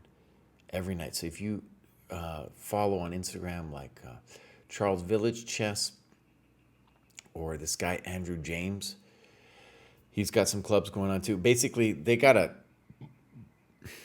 picture they post on Instagram where all the clubs are listed every night of the week. So, and also, other parts of Maryland, DC area have clubs going on too, of course. Okay, so let's get back into it. Boom. This is Cool Master X. Cool Master X, kind of by the vibe, he kind of reminds me of my bro, Mark. I am Mark Esserman, playing Blitz all night with the hair out there going crazy, All right, so here we go. Clubs, Stockholm. I want to go to Stockholm. All right. So, Cool Master X has graduated muchos times, and it's all about the games and the tactics. Let's click around. Basically, dude has done some pole guards. He's been doing other things. He's a dojo cheater. He cheats on the dojo. Went up to 1470, which means he's got to that hard one. He's like, nah, dude, I don't want 1471. I've heard tales about 1471. However, well, that's part of it, Bowers. That's part of it. We want to actually look ratings too. Dude, it's got kind of a tactics rating. And there'll be some tests for him at the end of this month. All right. So, games. We got loads of games. All right. I am going to do YX Barrow just because I'm not 100%, but I feel like I recognize that game from the dojo, i.e. someone in the dojo. As you can see, my friends, this is really super cool. First of all, that's super cool. But also, you can see comments being made throughout by Laurent. Dude, Laurent is going to town on this. By the way, Laurent is a very strong player and is very generous with his time helping other people. Foundational thing of the dojo that we have players who are higher rated giving help to those below. And the idea is, and I believe this is very true, is it's not just Laurent doing Cool Master X a favor, but it will help Laurent to express himself in words, evaluations, all this. If you can put your own words into ideas for those rated a little bit below you, it will help. Also, though, we're working on this part of the dojo. Guys like Laurent are really helping this whole ecosystem. And, you can see in the notes, people are saying Sleepy, Laurent, a couple other people, right? And we're trying to devise a whole system for helping that ecosystem. I use the word system there too many times. I'm sorry about it. Here we go. Cool Master X is playing somebody much stronger or just higher rated in any case. And we get this interesting business. And knight b5 is maybe stronger, but we're going to get this and this. Okay. And bishop c3 would definitely be my questione. Okay, interesting position. Let's look at this. If we don't have something like bishop e5, we're just down a pawn. So, I guess maybe, maybe. A powerful move for black to at least consider here would be to castle. That looks hard to deal with because we're next going to play rook e8 and there's going to be some grief. It's going to be some grief. Cool Master X is in the chat. Yeah. So what we have to say is knight b3, bishop b4, bishop d2 looks like a question mark. What you're doing here is you're afraid of the doubling of the pawns. You should not be, because this bishop is a great bishop, and then it's not as bad as it looks. So knight b3 is probably inaccurate, but with bishop d3, I think is what you need to be doing. Okay, black plays d5, thinks for a long time on it. Definitely a mistake. You take and say you're better. Maybe. Let's slow it down, maybe. Knight d5, you take. Queen takes. Now you are developing the queen when you do it. Bishop b4, takes, check to the miserable king, and we have ourselves an interesting situazione. King e7, castles. Knight c7,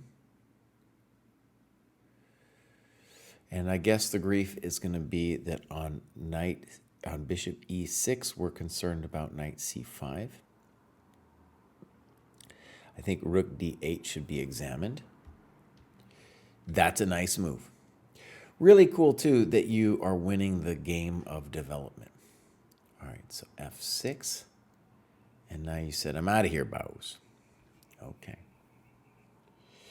He plays bishop e6, which is natural, but seems wrong.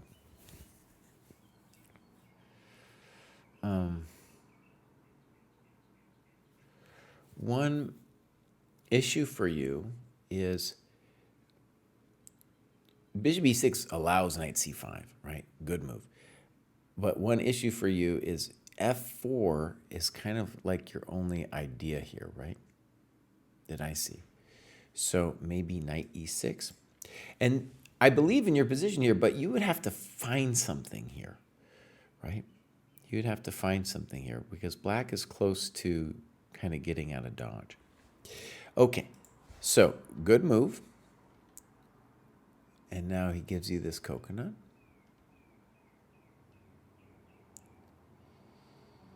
I'm just thinking for a second.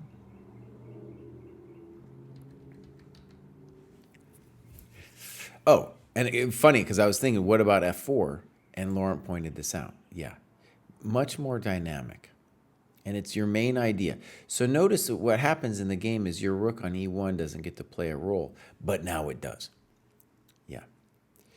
And then, right, this one, whilst technically complicated, I think we should just believe in, because you're threatening rook d7. At the minimum, you're taking on b7. Your rook on e1's active, right? So knight c5 is probably inaccurate. And now the knight gets to a spot where it's preventing f4. And that was the thing where I was like, oh, I don't know if I really want this.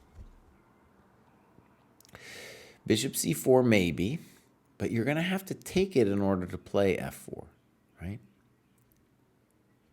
Good move. Good move. And black goes all in with the exchange of rooks.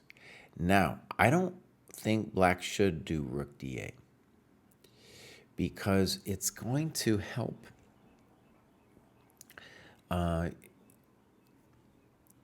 white's king get in. Black's advantage here is that at least his king is a little bit better in this situation.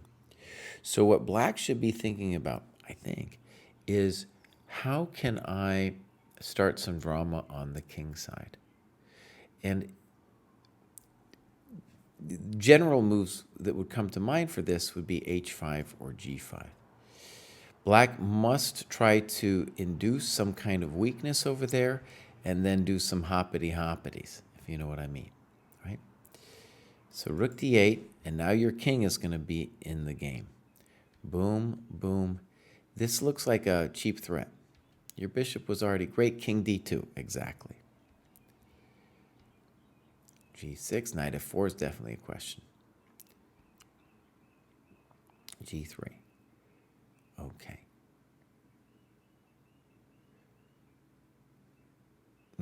So notice that on knight f4, you could still just play bishop f1. And when you play g3, you're fundamentally moving pawns on your weak side, right? Let's talk about big picture. You have dreams of maybe doing a pass pawn on the queen side. Black has dreams of hopping all over your booty butt. Don't say that, Kraai. On the king side, right? Okay, king d7, king e7, and f5 are also reasonable moves. King d2, king d6, h4, moving pawns on the weak side. This will help black create drama over there. King c5, don't like it. He should be playing f5. Also, he's playing on the wrong side. c3, good move. You want to put your pawns on the dark squares. b5, don't like it. Playing on the weak side. b4 check, I like it a lot. And now you play bishop c2.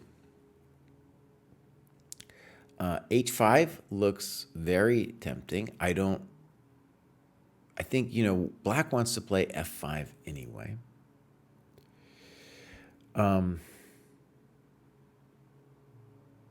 You play bishop c2. From a practical point of view, bishop c2 has a little bit of interesting juice. I think if you wanted to get real frisky, an interesting variation would be h5, and you tell yourself, if they take, that's good. That's just good for me. So that's the only reasonable move, I think. And then we go pop, and we try to analyze this situation. And our dream is when we play c4 takes, we're going to dream of bishop g8. Black really did themselves a disservice by putting the king over here. Now, I want to criticize both of y'all. You're playing too fast. Did you notice how hectic this is for me? I'm just scratching the surface, bows. I'm just scratching the surface. You guys playing super fast. Way too fast. We're going to allow booty butt, My kids say booty butt, so how can I say that you guys can't say it? Knight c7, I'm not sure I get it. Now you play a4. h5 looks really interesting. Okay, h5 still looks interesting. Ooh, you play ab5. So, let's just say the ambitious move here would be first either to hold the tension or play a5. Notice, black did this to themselves. They did it to themselves, mouse. They put their pawns on light squares. They moved their pieces on the queen side. This is all to your beneficio. Okay? So AB, knight d5, you say that's a good move, maybe. I don't know why we play bishop b3. Let's play h5. Finally, they play f5. Notice, I feel like black played it out of tactical necessity rather than because, they thought it was a good move. King d6 also probably playable. c4, that isn't it. Now I'm worried for you. Pop. Okay, in addition to knight takes b4, this certainly must be considered. Okay, so king d4, snippos. What's the point? We got this dirty knight d3 thing coming, So I assume it would go pop and pop. And bishop g8 is definitely a question. Definitely a question. But it's just beginning. It's just beginning. Knight c2, blah, blah, blah. All right. Let's look at what happened. Boom. Pop. Now, the guy plays king b5. Quickly. Very quickly. What's the rush? I get it. We have to worry about b6. But I'm just saying, this is the heat of the moment. The heat of the moment shown in her eyes. Do, do, do, do. All right. Boom. Boom. After this game, I literally had a dream where I asked Judith Polgar if bishop h7 was better than bishop f7. She agreed that I played the correct move, and I trust her opinion on the matter. Okay, so here's the question of bishop h7.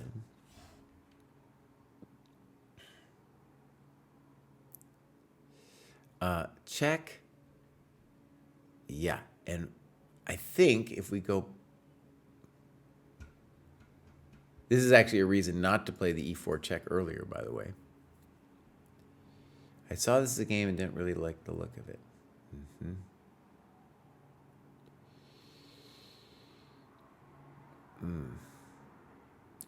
Well, g4 is really frisky. I don't like it.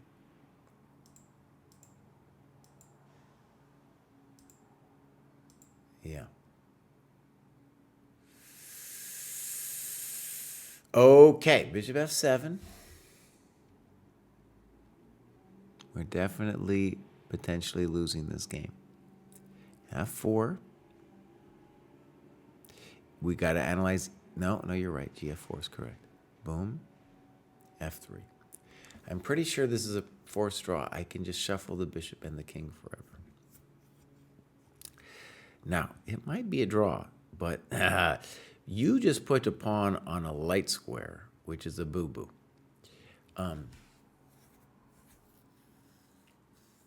Meaning that it's often possible for us to work your king away with the knight. And of course, if I penetrate, then it's not going to be some simple draw. Well, I don't understand that. What is he doing? No, knight c7's the move.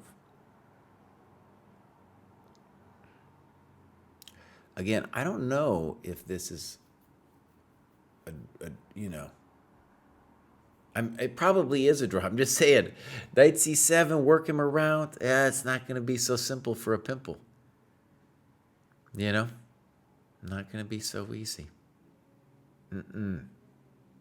Okay, so the guy lets you in. No one understands what he's doing. Doesn't even try to go to g5.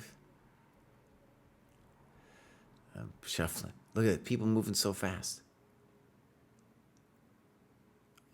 Okay.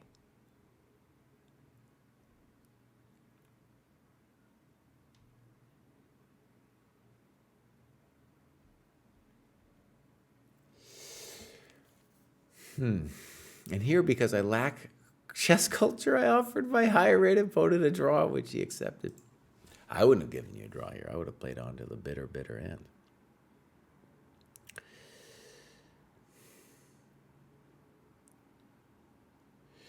The heat of the moment shown in your eyes.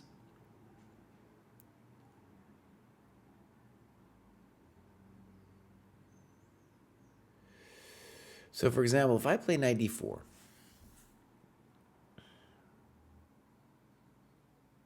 and you play bishop e4,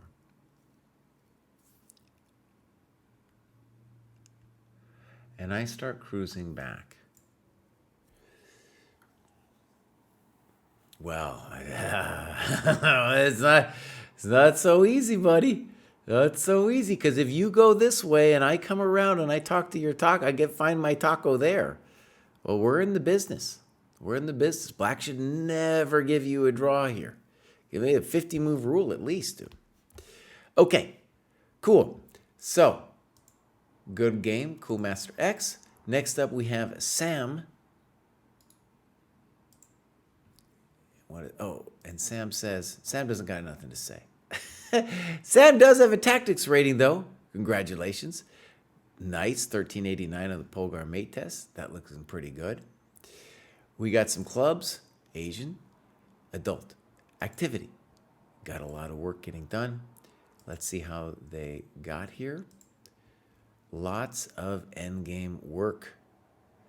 Okay, maybe some games. We got at least one. Uzumaki. So, mark reviewed. Oh, this is a 10-minute game. It's a 10-minute game. Ooh, not good, Uzumaki. Do they got 10 minutes plus something? It's just 10 minutes. Oh, no. Oh, no. Wait a second. Is this also 10 minutes? Wait. Yeah, it's just 10 minutes. No one's thinking. Uzumaki. Buddy, what are we doing here, man? What are we doing?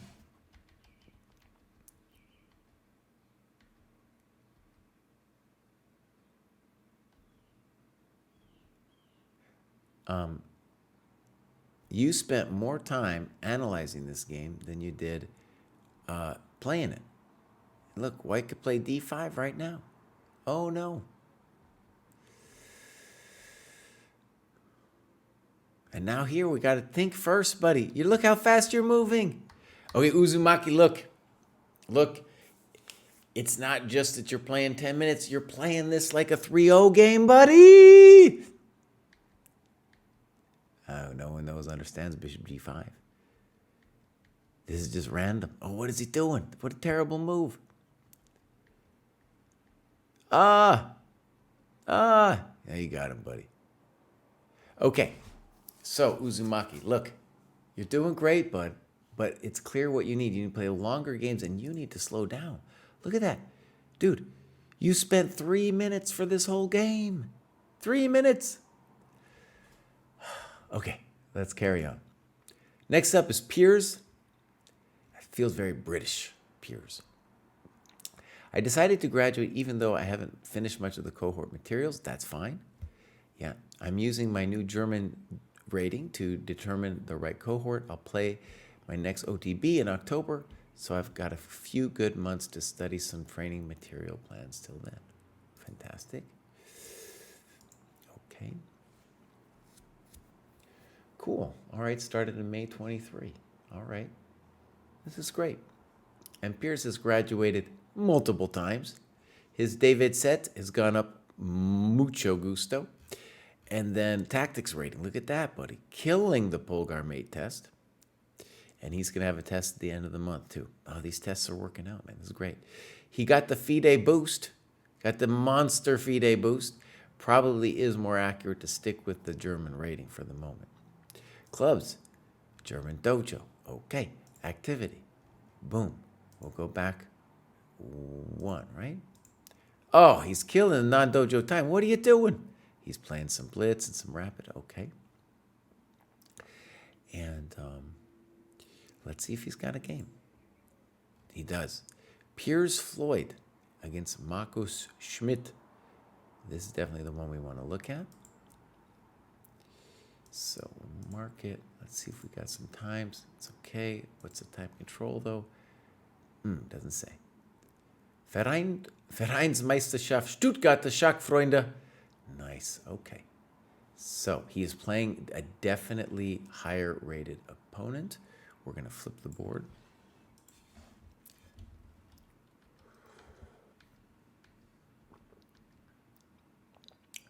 Okay. Okay, so maybe this is some fancy stuff from Markus, okay? But you did great. Just play it simple. Boom, boom.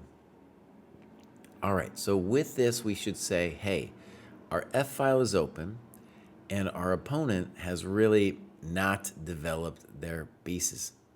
Queen B3, and here's an interesting question, whatever we want to talk about it. So,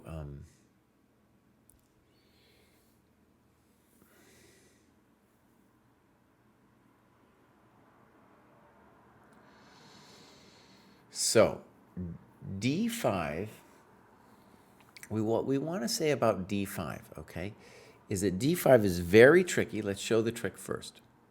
So Queen B7, check to the miserable queen, Queen A6,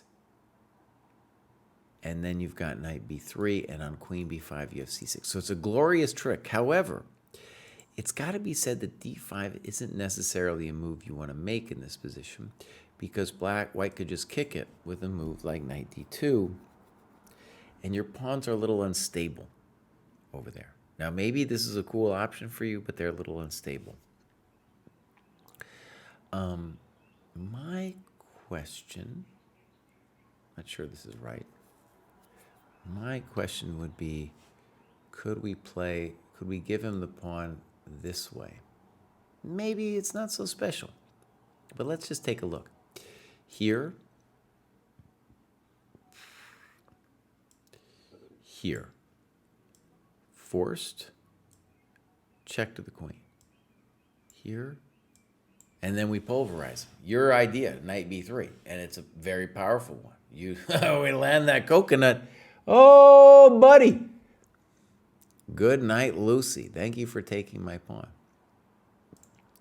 So now, you could say, Kraai, he doesn't have to take the pawn. It's true, but the queen on d7 is just much better placed. And we'll just see what he does next. And if I'm going to defend the pawn, I'm going to defend the pawn. I probably don't have to, though. Okay. So that was a cool forcing line, Kraai. You're a genius. Okay. Cool Master X, thank you for being in the program. So queen c8, little passive. Knight a3. I'm not sure where that knight's going, honestly. b6, that's the one you don't want to do. So in this position, the move you should consider is knight h5, freeing the rook, and making him wonder about knight f4. All right, so you play b6. This is a loss of time. Should be 3. d5. Now, you can see you're obsessed with this move. And in this position, it makes more sense because the knight on a3 is so terrible and it needed actually to go to d2. But if there's any way where white can just hold it, like with queen c2, I want you to see that now with the double pawns, it's like, this isn't good, this isn't good, so what are we doing? What are we doing? And also now we really need to move the knight, but the knight's bound to this pawn now. So that's why in this position, probably still knight h5, you know, or queen d7, just improving the position. So I want you to see this move you're obsessed with. Queen c2, good move. Bishop d6, I like that. But unfortunately, it allows knight b5. So notice, the knight on a3 was totally misplaced. And when you play bishop d6, it's like the knight's like, oh, I got something to do now. Now I can do something, Bobs. So a move that you'll scream at me for would be a6, just to control the knight. And you would say, Kraai, dude, you're telling me about not moving pawns all the time. Well, the idea here is to say, no, the knight, buddy, it's gone. We've undeveloped it. Whereas here in our game, we're letting the knight in. I like, though, that in general, you're sticking to development, and you found this knight h5 move. Yeah. Poop. Poop. I would really be tempted by the iron gate, you know? Just, I don't know if I've ever had the iron gate, and I've never even called it the iron gate. But it looks kind of interesting, the iron gate. Yeah. I think I'm the first one to call it the iron gate, by the way. I feel pretty proud of it, too. I mean, the iron gate, it sounds pretty great. Okay, so queen d6. Okay, good. I like it a lot. Whenever it says inaccuracy, rook f3 was best, that sounds like computer speak. Okay. King h2. d4, don't like it. I want you to play something like rook f6 or rook f7. You might have to worry about, no, I don't know. That looks pretty reasonable.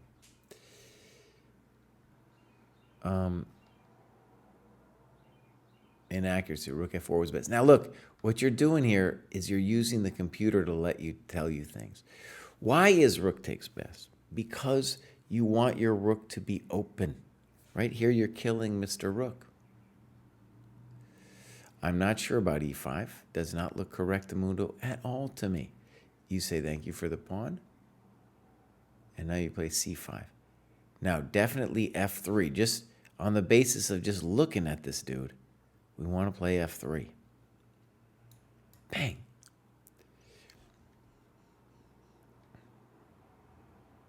Okay. What's controversial about what white's doing is he's moving his knight away from the king. This is the frisky, but he stops you. Look at that. He's obsessed with the terrible knight on a3. He's obsessed. And now you play c6. What I want you to see about c6, okay, is that the knight does not do anything on c6. Now, that said, it's not easy for me to instantly know where Mr. Knight should go. I don't know. It might want to stay where it is. one option would be b5 to prevent this knight from ever getting out. Okay, knight c6. d4 definitely doesn't look right. He's just a madman. I don't know. Queen e8. Okay. Notice that he's not fixing his knight. Okay.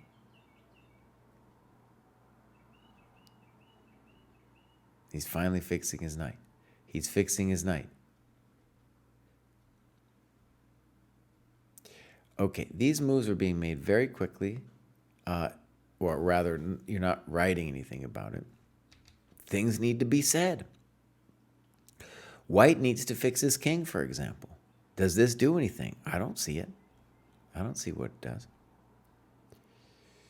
And they play knight d7. Who needs to be fixed? Probably your king. You need to fix your king. Interesting move. Piers, dude, it's fine to use the computer afterwards, but here, when you're letting it guide you, you're not understanding like what's fundamentally wrong maybe about g3. G3, if the king can get in, then it's a fine move.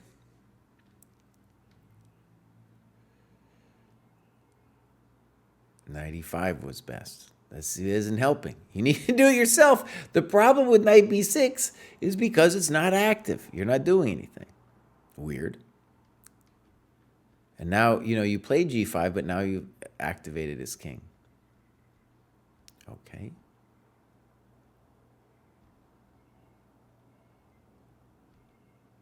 Good move. A little strange, but okay. Good trick. Good move. Good move. Very nice move for white.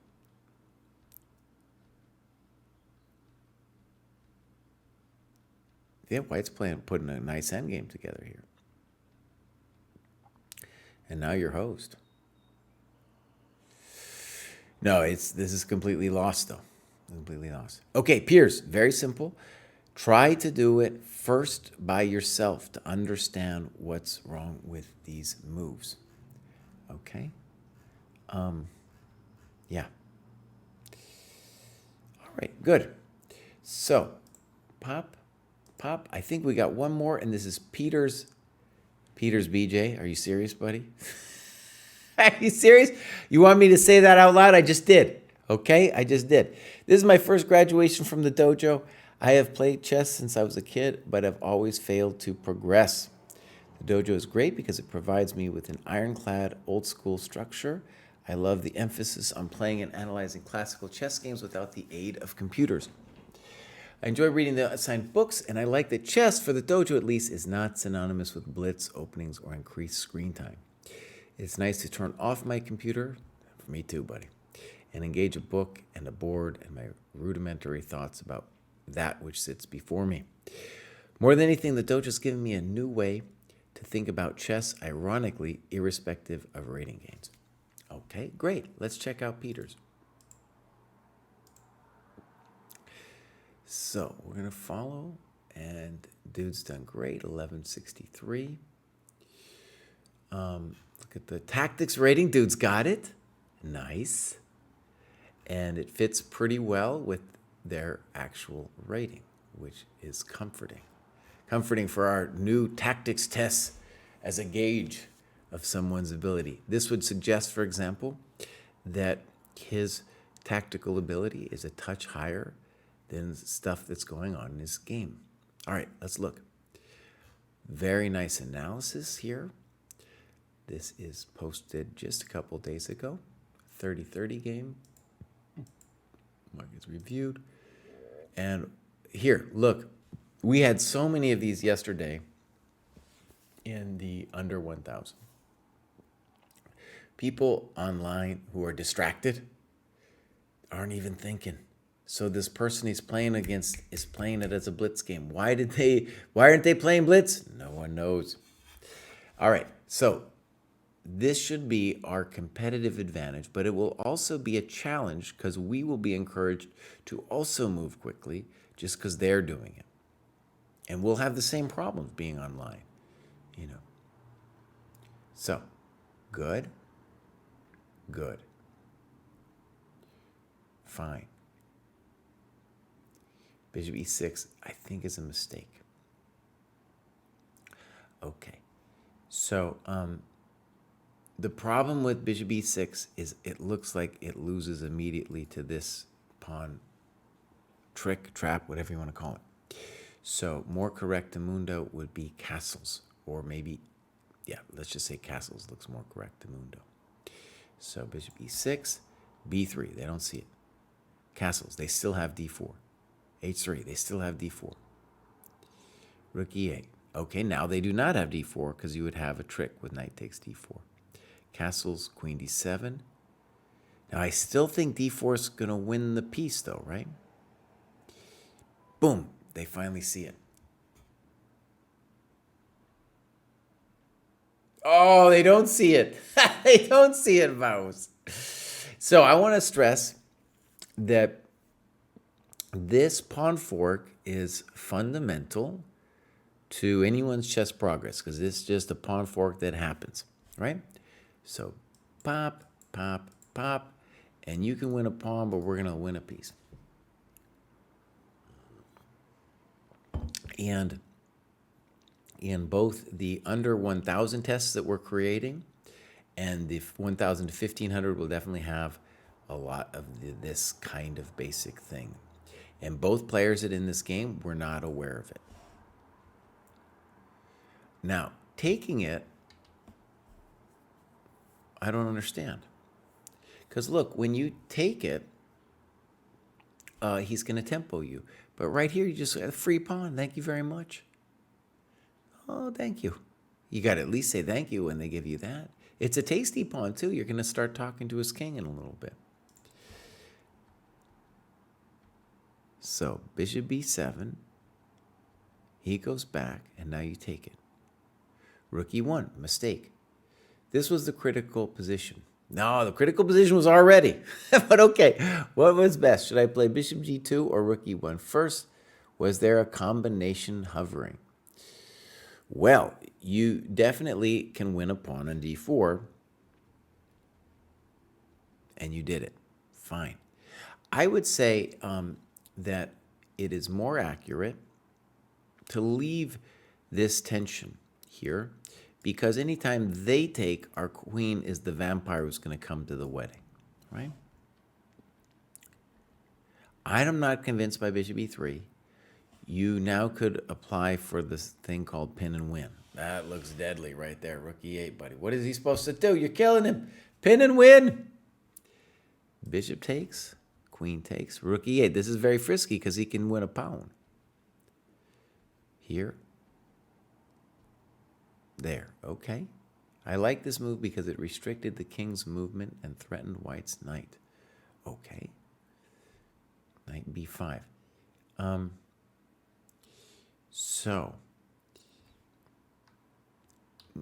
Queen, let's just say more circumspect, prudent, would be queen d4 so that the lady can get back to her man. Now you do this move. Boom. Rook e1. And here you play h6. There's another move that definitely needs to be thought of here. By the way, this could be called a critical position. Look what happens. Bang! Cut the lady from coming back. Well, there's definitely some drama going on here. There's some definite drama. I think he's got to play rook f1 or something now.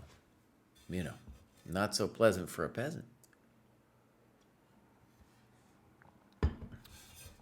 And, yeah, you're on top of this guy now. There's many moves, but that one's the one that comes to mind. Notice how you are mating him. It's a force count thing. If you need to, you're going to come here. This is coming soon. Knight g3 is already a threat. Oh, my gosh. Okay, so h6. Rook e6 or e5. Good. Knight d5. Black needs, dude, he needs to bring the lady home. The lady needs to come home. She needs to come home. Actually, here's a nice tactic, though. If the lady comes home, we do this. Bam! Welcome to the dojo. It's not over yet. Let's play Queen D2. Knight H3, King H2. Maybe they kind of sort of live, but probably not. Boom. Boom. Bam. Bam. Bam. Mate. Checkmate. That's what they get. So already here, this is a dangerous momentito. White is not understanding that the queen needs to come back. Oh, that's a mating pattern. That's just hanging a piece. Checkmate! Checkmate. Okay, Peters, nice. So, well done. Well done. And I think one of the cool things about today's show is you can really see the different struggles, more so than when I do the under 1,000 show. Those struggles are mostly the same. But when we start at, say, cross online at the very top and work our way down, it's a totally different struggle for somebody at 2,200 than it is here at this level, which is the going to 1,100 to 1,200, right? So, beautiful show today, my friends. I'm going to end it there. This is the Chess Dojo training program. Check it out.